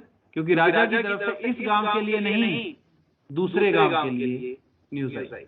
तो अब इसमें जो दुबला पतला आदमी है वो है आपका प्रोटीन, और जो हट्टा कट्टा आदमी है वो है आपका लिपिड। तो जो लिपिड होते हैं बेसिकली, लिपिड हार्मोन्स या लिपिड सॉल्युबल हार्मोन्स जो होते हैं बेसिकली, वो जीन को रेगुलेट करते हैं, जिसकी वजह से उसका इफेक्ट लॉन्ग लास्टिंग होता है। For example estrogen lipid soluble है, responsible for attaining puberty, correct? From the age of 10 years till up to the 15 years, 5 साल तक ईस्ट्रोजन का लॉन्ग लास्टिंग इफेक्ट रहता है। दूसरा केस ले लेते हैं एड्रेनलिन। एड्रेनलिन जो है वो प्रोटीनिशियस है, लेकिन क्या उसका इफेक्ट 5 साल तक रहता है? साइमल्टेनियसली होगा, ठीक है। इमरजेंसी में होगा, रैपिड होगा, लेकिन बहुत ही कम समय के लिए, हार्डली 5 मिनट या 10 मिनट। क्लियर? अब यही मैकेनिज्म में भी सबसे पहले mechanism of lipid soluble hormones, membrane को पास करके रिसेप्टर से बाइंड किया, न्यूक्लियस के पास गया, और किसी पर्टिकुलर जीन को, gene is what? That is a segment of DNA which is responsible for a particular protein formation या पर्टिकुलर कैरेक्टर और ट्रेट। इससे एमआरएनए बना by the process of transcription, और ट्रांसक्रिप्शन होने से इससे जो एमआरएनए निकल कर बाहर आएगा वो राइबोसोम की हेल्प से प्रोटीन बना देगा। अब ये प्रोटीन का काम है कि वो पैकेजिंग करके क्या करेगा। प्रोटीन की पैकेजिंग गोल्जी कॉम्प्लेक्स में होगी और अब वो एंजाइमेटिक इन नेचर हो सकता है, किसी भी तरह का रेगुलेटरी प्रोटीन हो सकता है, या फिर वो मेम्ब्रेन के साथ जाकर बाइंड कर जाए। ठीक है, मेम्ब्रेनल एंजाइम भी हो सकता है। ये क्या करेगा, फिजियोलॉजिकल एंड बायोकेमिकल चेंजेस कर देगा जीन एक्सप्रेशन। दूसरा केस, लिपिड सॉल्युबल हार्मोन जो होते हैं वो स्लोअर है ना भाई। अकेला आदमी जा रहा है, जाकर वो राजा तक बात पहुंचाएगा। अब एक है जिसकी बात हर 5 मिनट में कोई आदमी बता रहा है, एक है जो अकेला जाकर राजा को बता कर रहा है। तो इसका इफेक्ट लॉन्ग लास्टिंग होता है लेकिन स्लोअर है, धीरे धीरे काम करता है। दूसरा mechanism of action of lipid insoluble hormones. Insoluble की अगर हम बात करें तो इनसॉल्युबल को तो लिपिड बाइलेयर पास नहीं करने देगी। लिपिड सॉल्युबल तो पास कर सकता है, इनसॉल्युबल पास नहीं करेगा। इनसॉल्युबल जब उसे पास नहीं करेगा तो वो किससे मिलेगा, मेम्ब्रेन बाउंडेड प्रोटीन से मिलेगा, चौकीदार से मिलेगा, उसके ऊपर बाइंड करेगा। जब वो बाइंड करेगा तो वो जनरेट कर देता है सेकेंडरी मैसेंजर। खुद तो गेट छोड़कर जा नहीं सकता, तो क्या कहेगा, कोई दूसरा जा रहा है उसको बता देता हूं। सेकेंडरी मैसेंजर जो है that is calcium ion, inositol 3 phosphate, cyclic adenosine monophosphate, और ये एम्प्लीफाई कर देता है सिग्नल को। एम्प्लीफिकेशन मतलब व्हाट इज एम्प्लीफिकेशन, एनहांस करना, ट्रिगर करना। जहां अकेला यहां पर हार्मोन जाने वाला था, अब उसके बाद को पहुंचाने वाले हजारों लाखों करोड़ों एंजाइम्स को वो रिलीज करवा देता है, एम्प्लीफाई करवा देता है। ठीक है, इसका इफेक्ट क्या आएगा, बायोकेमिकल रिस्पॉन्स आएगा, जिसकी वजह से फिजियोलॉजिकल इफेक्ट आएगा। And that effect is huge but for short period of time, बहुत ही कम समय के लिए रहेगा। क्योंकि बात कहां से नहीं आई, राजा से। राजा कौन था, न्यूक्लियस। बात सिर्फ कहां रह गई, साइटोप्लाज्म में। बात सिर्फ कहां रह गई, साइटोप्लाज्मिक एंजाइम्स के अंदर रह गई। क्लियर, तो इफेक्ट जो है वो यूज होगा, बड़ा होगा, लेकिन कम समय के लिए होगा, शॉर्ट पीरियड ऑफ टाइम के लिए होगा। क्लियर, अब इसके बाद एग्जांपल्स, कोलेसिस्टोकाइनिन एंड सिक्रेटिन यहां पर जी कपल्ड प्रोटीन रिसेप्टर के साथ बाइंड करते हैं और फॉस्फोडाइएस्ट्रेज को एक्टिव कर देते हैं। फॉस्फोडाइएस्ट्रेज, डाइएस्ट्रेज का मतलब है असल में यहाँ पर ये एस्टर बॉन्ड को ब्रेक करेगा, ROR को ब्रेक करेगा। ठीक है, तो ये फॉस्फोआयनोसिटोल 4,5 बायफॉस्फेट को कन्वर्ट कर देता है आयनोसिटोल ट्राइफॉस्फेट के अंदर और डाइएसाइल ग्लिसरॉल के अंदर। अब इन दोनों में से ऑयल कौन सा है, ग्लिसरॉल, हाँ कि ना। तो ग्लिसरॉल वाटर इनसॉल्युबल है, जबकि आयनोसिटोल ट्राइफॉस्फेट क्या है, वाटर सॉल्युबल है। तो डाइएसाइल ग्लिसरॉल साइटोप्लाज्म में डिफ्यूज नहीं कर सकता, लेकिन IP3 डिफ्यूज कर जाएगा। तो देखो IP3 जब डिफ्यूज किया तो उसने कैल्शियम आयन को रिलीज करवाया और कैल्शियम आयन मीडिएटेड प्रोसेस को ट्रिगर कर दिया। जबकि जो डिफ्यूज नहीं किया वो मेम्ब्रेन के पास रहेगा और वो एक दूसरे प्रोटीन को एक्टिवेट कर देता है, that is protein kinase C, और ये डिफ्यूज कर जाएगा, एक्टिवेट करेगा एंजाइम्स को, जैसे कि डिहाइड्रोजिनेज को एक्टिवेट करता है। डिहाइड्रोजिनेज के बहुत सारे फंक्शंस हैं सेल के अंदर। ठीक है, और ग्लाइकोजन सिंथेसिस को ट्रिगर कर देता है। ग्लाइकोजन सिंथेसिस इज ग्लाइकोजेनेसिस को ट्रिगर करेगा। इसके बाद में दूसरा एग्जांपल देखो, इंसुलिन। वो तो किसका था, कोलेसिस्टोकाइनिन और सिक्रेटिन का था। अब यहाँ पर बात करते हैं इंसुलिन की, GLUT4 की बात करते हैं, ग्लूकोज ट्रांसपोर्टर 4। सेल के अंदर हमें ग्लूकोज को लाना है, जिसकी वजह से ब्लड ग्लूकोज का लेवल क्या होगा, कम हो जाएगा। इंसुलिन क्या करता है, डिक्रीज करता है। कैसे करेगा, हेटेरोटेट्रामेरिक प्रोटीन्स होते हैं इसके लिवर सेल के अंदर। ठीक है, इनके ऊपर अगर बाइंड करता है तो इसमें हेटेरोटेट्रामेरिक में 4 यूनिट होंगे, 2 अल्फा 2 बीटा। बीटा सब यूनिट जो है वो टायरोसिन काइनेज की तरह काम करती हैं और वो यहाँ पर IRS कॉम्प्लेक्स बना देती है, इंसुलिन रिसेप्टर कॉम्प्लेक्स की फॉर्मेशन कर देती है, कन्फर्मेशनल चेंजेस हो जाएंगे इसमें। ये सेकेंडरी मैसेंजर पाथवे को फॉलो करेगा और एंजाइम प्रोडक्शन को बढ़ा भी सकता है और घटा भी सकता है। जब ये बढ़ाएगा तो प्रोटीन सिंथेसिस को अल्टर कर देता है। ठीक है, और मॉडिफाई करेगा सेलुलर मेटाबॉलिज्म को, GLUT4 खुल जाता है।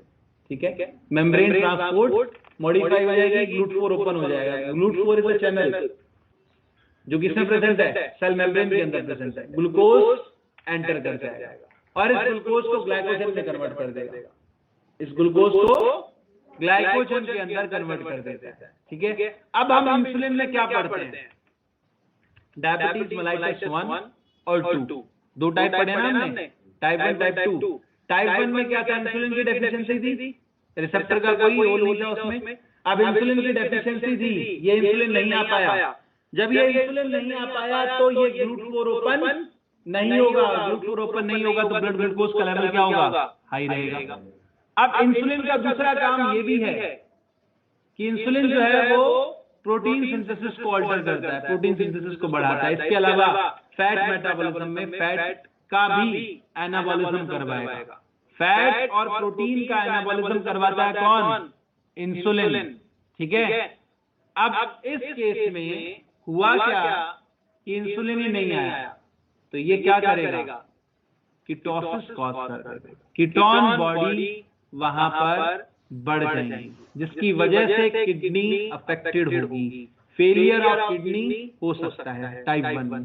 टाइप 2 के केस में इंसुलिन का लेवल क्या है, नॉर्मल है, ये रिसेप्टर नहीं है वहां पर, बस हेटेरोटेट्रामेरिक रिसेप्टर नहीं है। और अगर ये रिसेप्टर नहीं है इसके इंसुलिन के, तो इंसुलिन असल में यहाँ पर किसी भी दूसरी सेल के साथ बाइंड करके प्रोटीन सिंथेसिस को और फैट सिंथेसिस को तो ट्रिगर कर सकता है, लेकिन GLUT4 तो बचा ही नहीं। जब GLUT4 नहीं बचा तो क्या होगा, ग्लूकोज अंदर नहीं आ सकता, लेकिन प्रोटीन की सिंथेसिस हो सकती है, फैट की सिंथेसिस हो सकती है। तो वो कीटोसिस रेजिस्टेंट डायबिटीज होगी, जिसको हम बोलेंगे NIDDM, non insulin dependent diabetes mellitus, जो कि आपको 40 ईयर एज होती है। And that is more dangerous और less dangerous, less dangerous. Clear? अब इसी में तीसरा केस देख लेते हैं बेटा।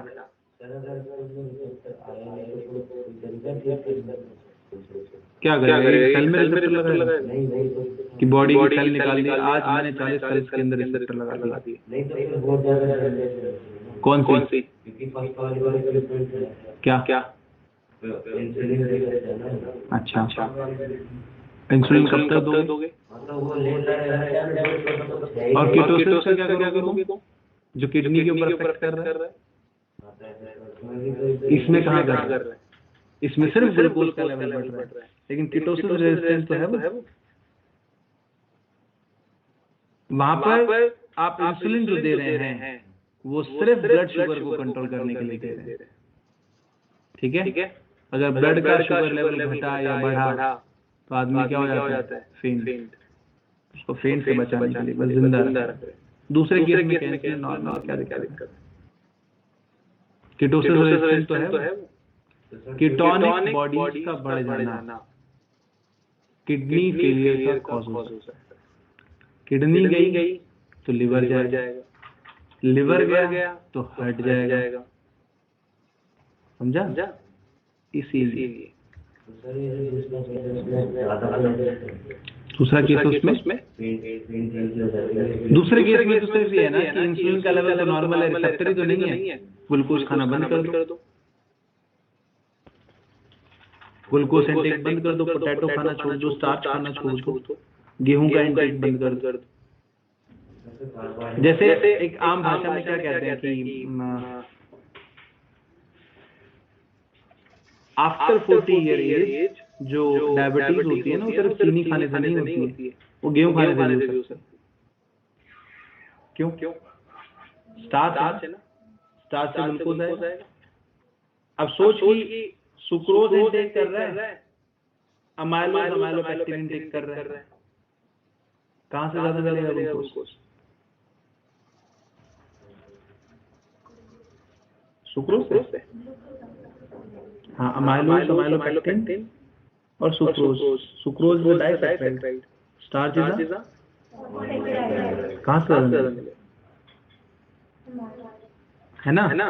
अब उस केस में क्या बोलते हैं, जिसको 40 ईयर के बाद में डायबिटीज मेलाइटिस हुई, इसको मिस्सी रोटी देना शुरू कर दो, मतलब इसके चने का आटा जो है इसके साथ मिक्स करना शुरू कर दो, जौ का आटा मिक्स करना शुरू कर दो। क्यों? ग्लूकोज इंटेक कम होगा ना, इस तरह। Last one is adrenaline. Adrenaline जो है वो सबसे बेस्ट एग्जांपल है इसका।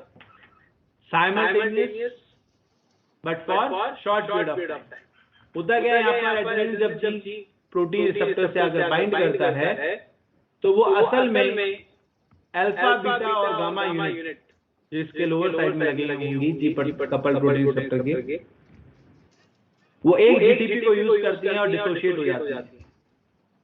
जब डिसोशिएट होती है तो बीटा और गामा अलग रह जाएगी, अल्फा जाकर एडिनाइल साइक्लेट से बाइंड कर जाती है, एंड अलोंग विद दैट वो एक जीटीपी से भी बाइंड कर लेती है। ये जीटीपी एटीपी को साइक्लिक एएमपी में कन्वर्ट कर देता है, साइक्लिक एडेनोसिन मोनोफॉस्फेट। ये साइक्लिक किस तरह से हुआ कि यहाँ पर देखो ये एडेनाइन है, ये राइबोज शुगर है, ये 5th कार्बन से और 3rd कार्बन के बीच में एक ईस्टर बॉन्ड की फॉर्मेशन हो गई, तो ये हो गया cyclic AMP.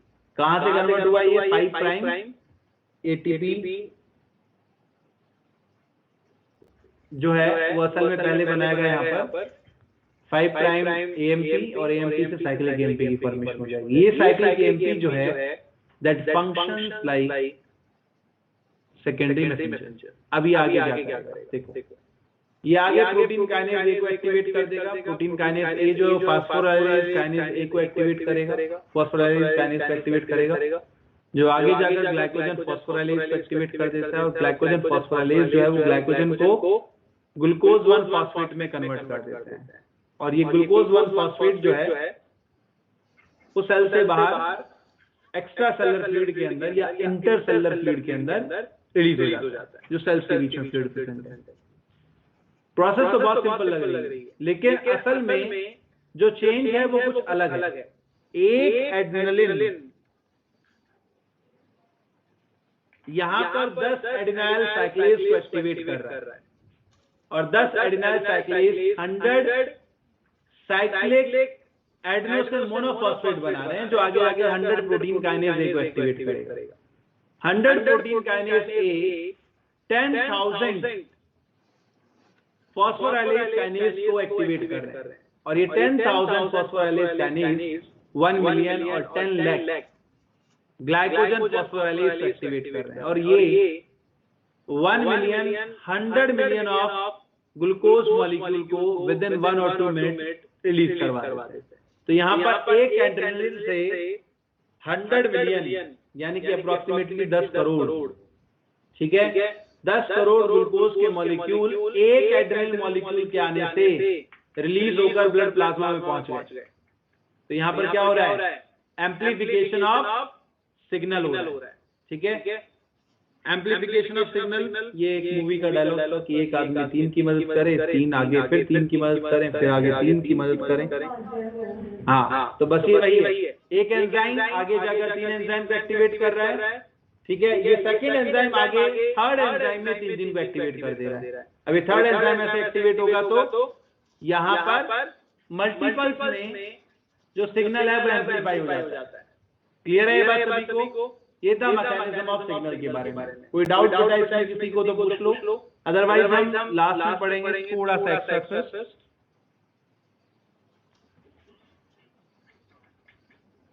Anyone have any doubt in this? You may ask. Clear है भाई सभी को? हाँ जी, anyone have any doubt in this?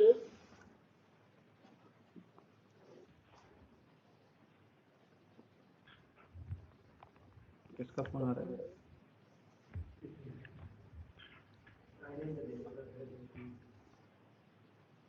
ढाई बजते 12:40 देखा तुमने बैलेंस हैं?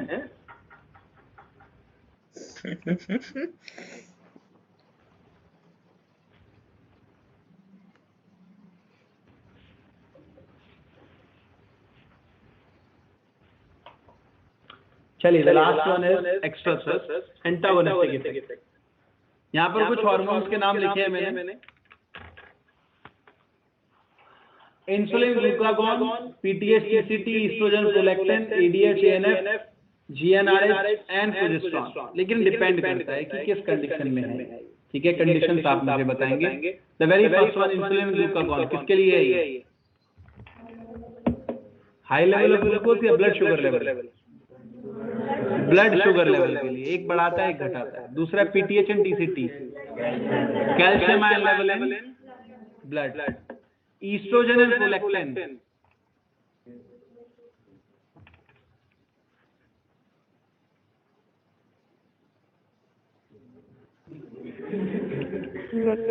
सिंथेसिस ऑफ मिल्क को रोकता है। एक्चुअली यही रोकता है, प्रोजेस्टेरॉन का इसमें कोई डायरेक्ट रोल नहीं। ठीक है, एडीएच, एएनएफ ब्लड का volume, GnRH progesterone, FSH, LH पर इफेक्ट। प्रोजेस्टेरॉन क्या कर रहा है? नेगेटिव फीडबैक देता है। जीएनआरएच क्या करता है? पॉजिटिव फीडबैक देता है। ठीक है, antagonistic effect of secondary messenger, ये क्वेश्चन कभी पूछा गया था एम्स में, अब तो नहीं पूछा जाएगा। साइक्लिक एएमपी क्या करता है? Basically muscle contraction of heart को बढ़ा देता है, जबकि साइक्लिक जीएमपी क्या करता है? मसल कॉन्ट्रैक्शन ऑफ हार्ट को घटा देता है, डिक्रीज कर देता है। ठीक है, then after next one is synergistic effect, similar effect. पहला prolactin and human placental lactogen, किसके लिए होगा?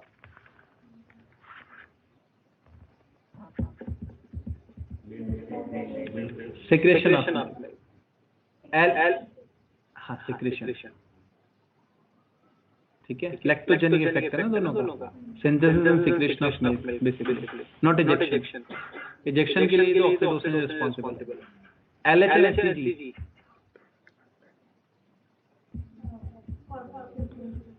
भाई ऑनलाइन स्टूडेंट्स बताओ आप भी, LH and HCG. Corpus luteum को मेंटेन, कॉर्पस लूटियम, एड्रेनलिन और एड्रेनलिन।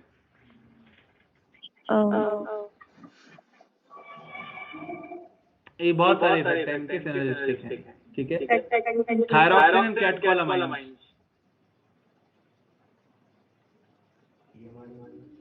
करेक्ट। दोनों का काम असल में एड्रेनलिन और एड्रेनलिन को प्रमोट करता है ना थायरॉक्सिन, तो बीएमआर को रेगुलेट करता है basically. Pancreatic polypeptide, growth hormone, glucagon, cortisol and epinephrine, ये सभी के सभी डायबिटोजेनिक, ब्लड ग्लूकोज के लेवल को बढ़ाते हैं। Oxytocin and prolactin, milk synthesis and secretion. हाँ बेटा, ग्रोथ हार्मोन डायबिटोजेनिक कैसे है? कहाँ से जब पढ़ाया था ये शुरुआत में, ग्रोथ हार्मोन डायबिटोजेनिक कैसे है? सही याद है। ग्रोथ हार्मोन का काम क्या है? ट्रॉफिक हार्मोन है ना। अब ग्रोथ हार्मोन कर क्या रहा है? सेल्स को बना रहा है। एनर्जी की जरूरत पड़ेगी उसको, एनर्जी कौन देगा? एटीपी। एटीपी कहाँ से आएगा? ग्लूकोज के ब्रेकडाउन से। ब्लड ग्लूकोज के लेवल को बढ़ा देता है।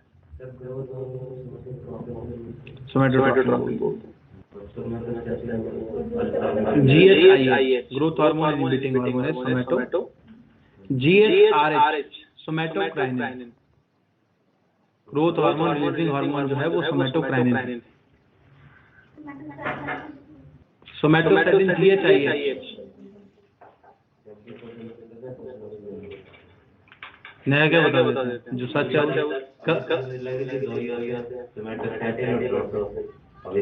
पढ़ता नहीं है ना, तो मैं अभी बताता हूँ। देख, ये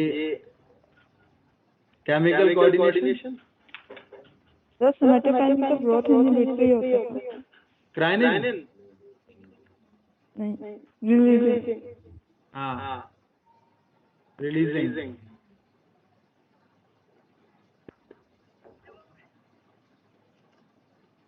कहाँ था जब ये पढ़ाया था? देख क्या लिखा होगा, बड़ा GHRH सोमैटोकाइनिन ग्रोथ हार्मोन को ट्रिगर करेगा, सोमैटोस्टैटिन इसे रोकेगा। तीनों एक ही लाइन में लिखे हैं। ये भी बताया कि एंटीरियर पिट्यूटरी के ये वाले हैं, और ये इधर वाले रिलीजिंग है, और ये इधर वाले क्या है? इनहिबिटरी। अब क्या नया बताऊंगा?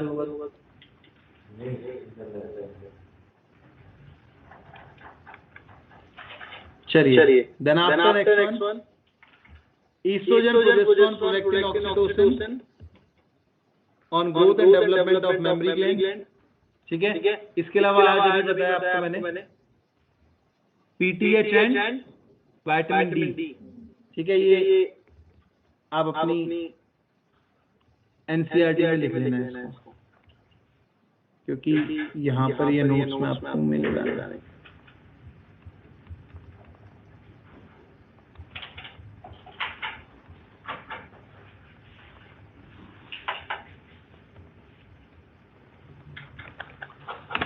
वैसे ऑस्टियोपोरोसिस में मैंने पॉइंट लिखवा रखा है, deficiency of estrogen, vitamin D और imbalance in PCT and PTH अगर हो रहा है तो ऑस्टियोपोरोसिस हो सकता है। फिरोमोन्स और एक्सोहॉर्मोन्स क्या होते हैं? वोलेटाइल केमिकल्स हैं बेटा, जो कि बॉडी से रिलीज होते हैं to attract the mating partner. Bombykol, female bombyx mori secrete करती है to attract the male partner. Civetone, female cat secrete करती है। Muscone, musk deer, female musk deer जो है वो सीक्रेट करेगी। चलिए, तो आज की क्लास के लिए इतना ही।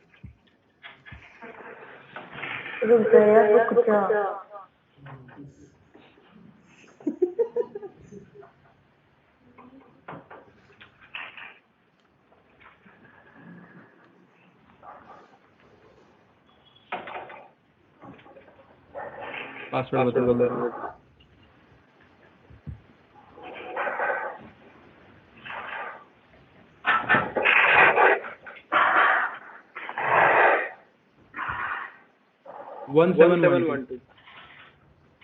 Gonads, mechanism and other glands, तीनों फाइल्स। पासवर्ड रहेगा बेटा आज का 1712।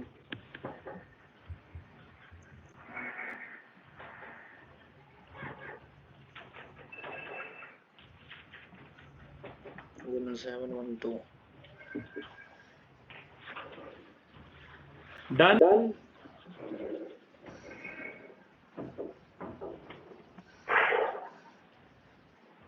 तो ह्यूमन फिजियोलॉजी कंप्लीट हो चुकी है आप लोगों की। ठीक है, नेक्स्ट क्लास में हम शुरू करेंगे एनिमल किंगडम।